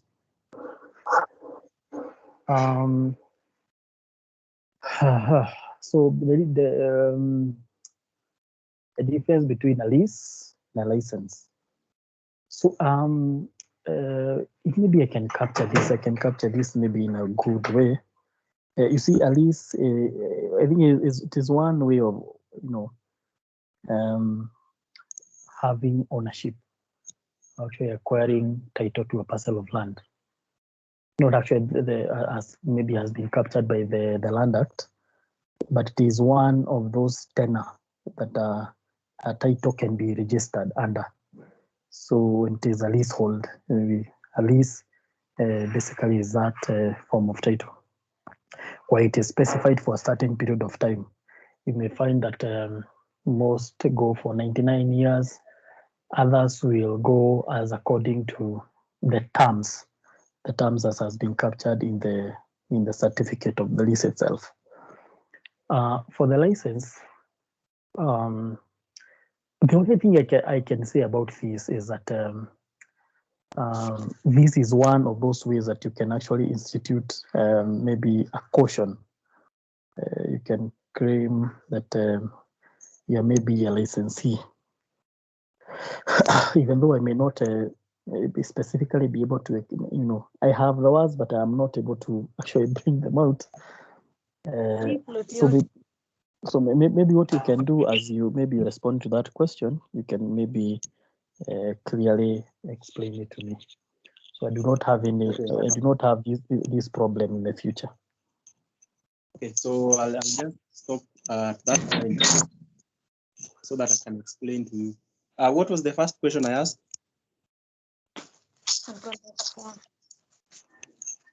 Mr. Philip? Yes? What was the first question I asked? I would beg anyone to who maybe remembers, maybe in the spur of the moment and the tension. Special resolution. If I may. Yes. You were asking about the handling of the anti-corruption matter, and then in the examination of chief, where the witness was not cooperating. Yes. The anti-corruption question, I agree with you. You basically what happened where you realize your witness is not cooperating. So what you do, there is a procedure, and when you get admitted there or when you are doing your pupillage, you really laugh at this prosecutor. You see, these people are really going against their statements. Now, so what you do, you declare the witness as hostile witness, as Philip has said. So once you have declared by making that short formal oral application, then the next step will be, as a matter of procedure, is now you, the prosecutor, you will have to cross-examine that witness. So you have given that window to cross-examine. So that is what normally happens. Now, the next question I asked, due to time, I cannot delve into much. So the difference between a lease and a license, I don't know. I'm sure you have not reached there. So a lease basically is a contract for exclusive possession and maybe profit of land for some determinate time. So what happens is, when you look at Section 2, the characteristics that come out of Section 2 of the Land Act, one, we have the issue of exclusive possession. So what happens is the lessee must have an interest which will entitle him or her to exclude other persons from the premises. So that's the first characteristic that comes out of a lease. The number two, there must be the issue of defined areas and parties. So parties must be defined, must come out clear, and also issue of area must be defined. And there was a case, I think, I cannot remember. I'll share it when I remember it. I think somebody versus Millers, where the landlord and the tenant shared a one-bedroom flat, and they were both paying rent, I think, equally. So it was said that the complainant was not the landlord in the strict sense, given that both of them had exclusive possession of that house. Then the next thing, which is under also Section 2, is the issue of duration. The issue of duration, it must be clearly stated. So when you read Section 56 and Section 61, those provisions must come out clearly. And when you look at the case of Les versus Chandler, where these two entered into an agreement, and one let the premises for the duration of war. So the court held that this was void, given that the period stated in the agreement was uncertain. So the duration must be clear. Now, when it comes to license, it's another distinct facet. So what happens? Basically, this is a permission to use the premises. That's what a license is. So this is where now the owner of the property will have to grant another person a right to enter or use the premises without becoming entitled to exclusive possession. So there is no interest in the premises by the licensee. But however, he can exclude others from using the premises except that person who granted him. So that's basically what a license is. So in a lease, you can transfer a lease, you can also assign a lease. However, in license, you cannot transfer a license, you cannot assign a license. Issue of revocation, a lease is not easily revoked. There are certain compliance things that you need to do. However, license is issue of issuing a notice, a reasonable notice to revoke that particular license. So that's it about lease and license. Though Mr. Nani, we can engage further. It's a whole topic under lease in conveyancing. So that's all from me. Okay, just a quick one before maybe you leave. Okay, is it that, can you then maybe explain the easement?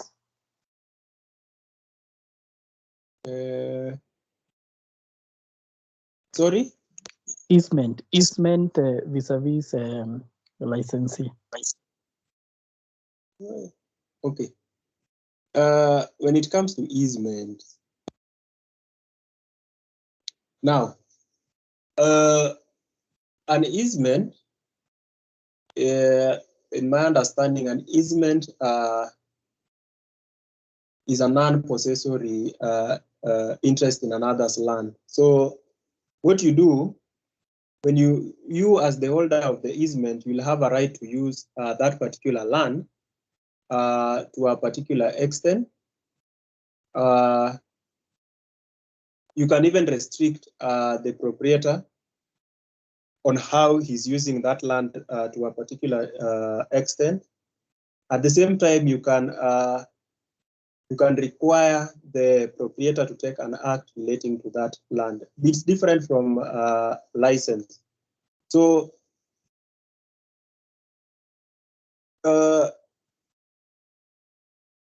there's a lot to say about easements, but that's how best I can explain it. However, if you give me even the next session, I could take both that question and the issue of discovery.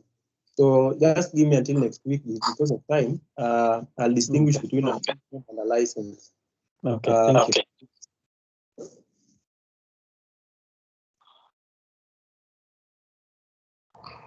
All right, Noah, thank you. I think for me, I'll take 25 minutes and then we wrap it up. So, Gasheru, I asked you about what are the instances? Give me 5 instances, where you need a special resolution. And the first instance, changing the company's name. The second instance is, alterations to the articles of associations. Then the third instance is about, reducing the share capital. The fourth instance is about undertaking winding up. Then the last instance is conversion of capital into what we call reserve. Okay, so those are the 5 instances I needed. And then the other question I asked you if foreigners can own land in Kenya. Yes, they can. So you got that right. And my follow-up question was, what type of land holding will they have? And then you mentioned leasehold, which is the correct answer, but you quoted the wrong article. It's not Article 64, Article 65, and specifically Article 65, sub-Article 2. And I'll send the case law on the owning of land by foreigners. It's called Kunde Road Residents Welfare Association versus Deshun Properties Company Limited and 4 others. It was ELC petition 1433 of 2013. And your namesake, Gasheru. So Justice Gasheru, I don't know how coincident of this could be, but yeah, Justice Gasheru was the one, sitting on this particular matter. And I'll only quote a paragraph verbatim of what he said, just a single paragraph. He said that the Constitution at Article 40 guarantees ownership of land in Kenya by any person. So granted, this provision is not absolute, as it is subject to Article 65, thereof which restricts the land to be held by non-citizens, only as leasehold of a term of 99 years and no more. And Article 65(2) of the Constitution, in my view, envisages a situation where non-citizens can enter into transactions for acquisition of interest in land that is freehold. So indeed, there is no law that prohibits non-citizens from acquiring and owning freehold land. The Constitution, however, restricts that ownership to leasehold over a period of 99 years. So it is therefore my finding that the transfer of the property in question, though the interest therein being freehold to the first respondent being a non-citizen, is not illegal as alleged. The bottom line is that the first respondent has acquired 99-year leasehold interest. So Justice Gasheru, said it is also possible for non-citizens to hold, freehold interest, but because there isn't any specific law or legislation that directly prohibits that. However, the Constitution being supreme, it limits that to a 99-year leasehold period. So those are the answers I needed you to give me. So you tried, and I hope you can still better your best next time. So ladies and gentlemen, thank you very much for joining today's session. And my parting shot is simple. So Justice Mboya, one of the ELC judges, shared this with me, that there are 3 clusters of lawyers. Cluster A. So cluster A, or cadre A of lawyers, are lawyers that distill their issues for determination. Cluster B of lawyers are lawyers that confuse the issues or convolute them or sugarcoat it, and takes between 2 to 3 years, when the judge sitting for that particular matter has to make a determination on it.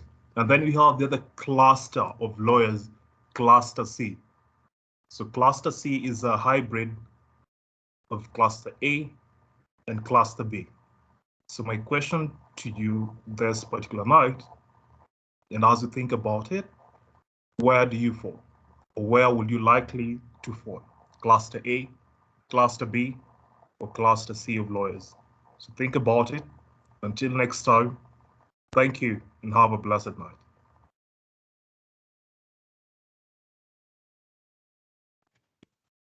Thank you. Good night. Thank you. Good night. Good night. Thank you.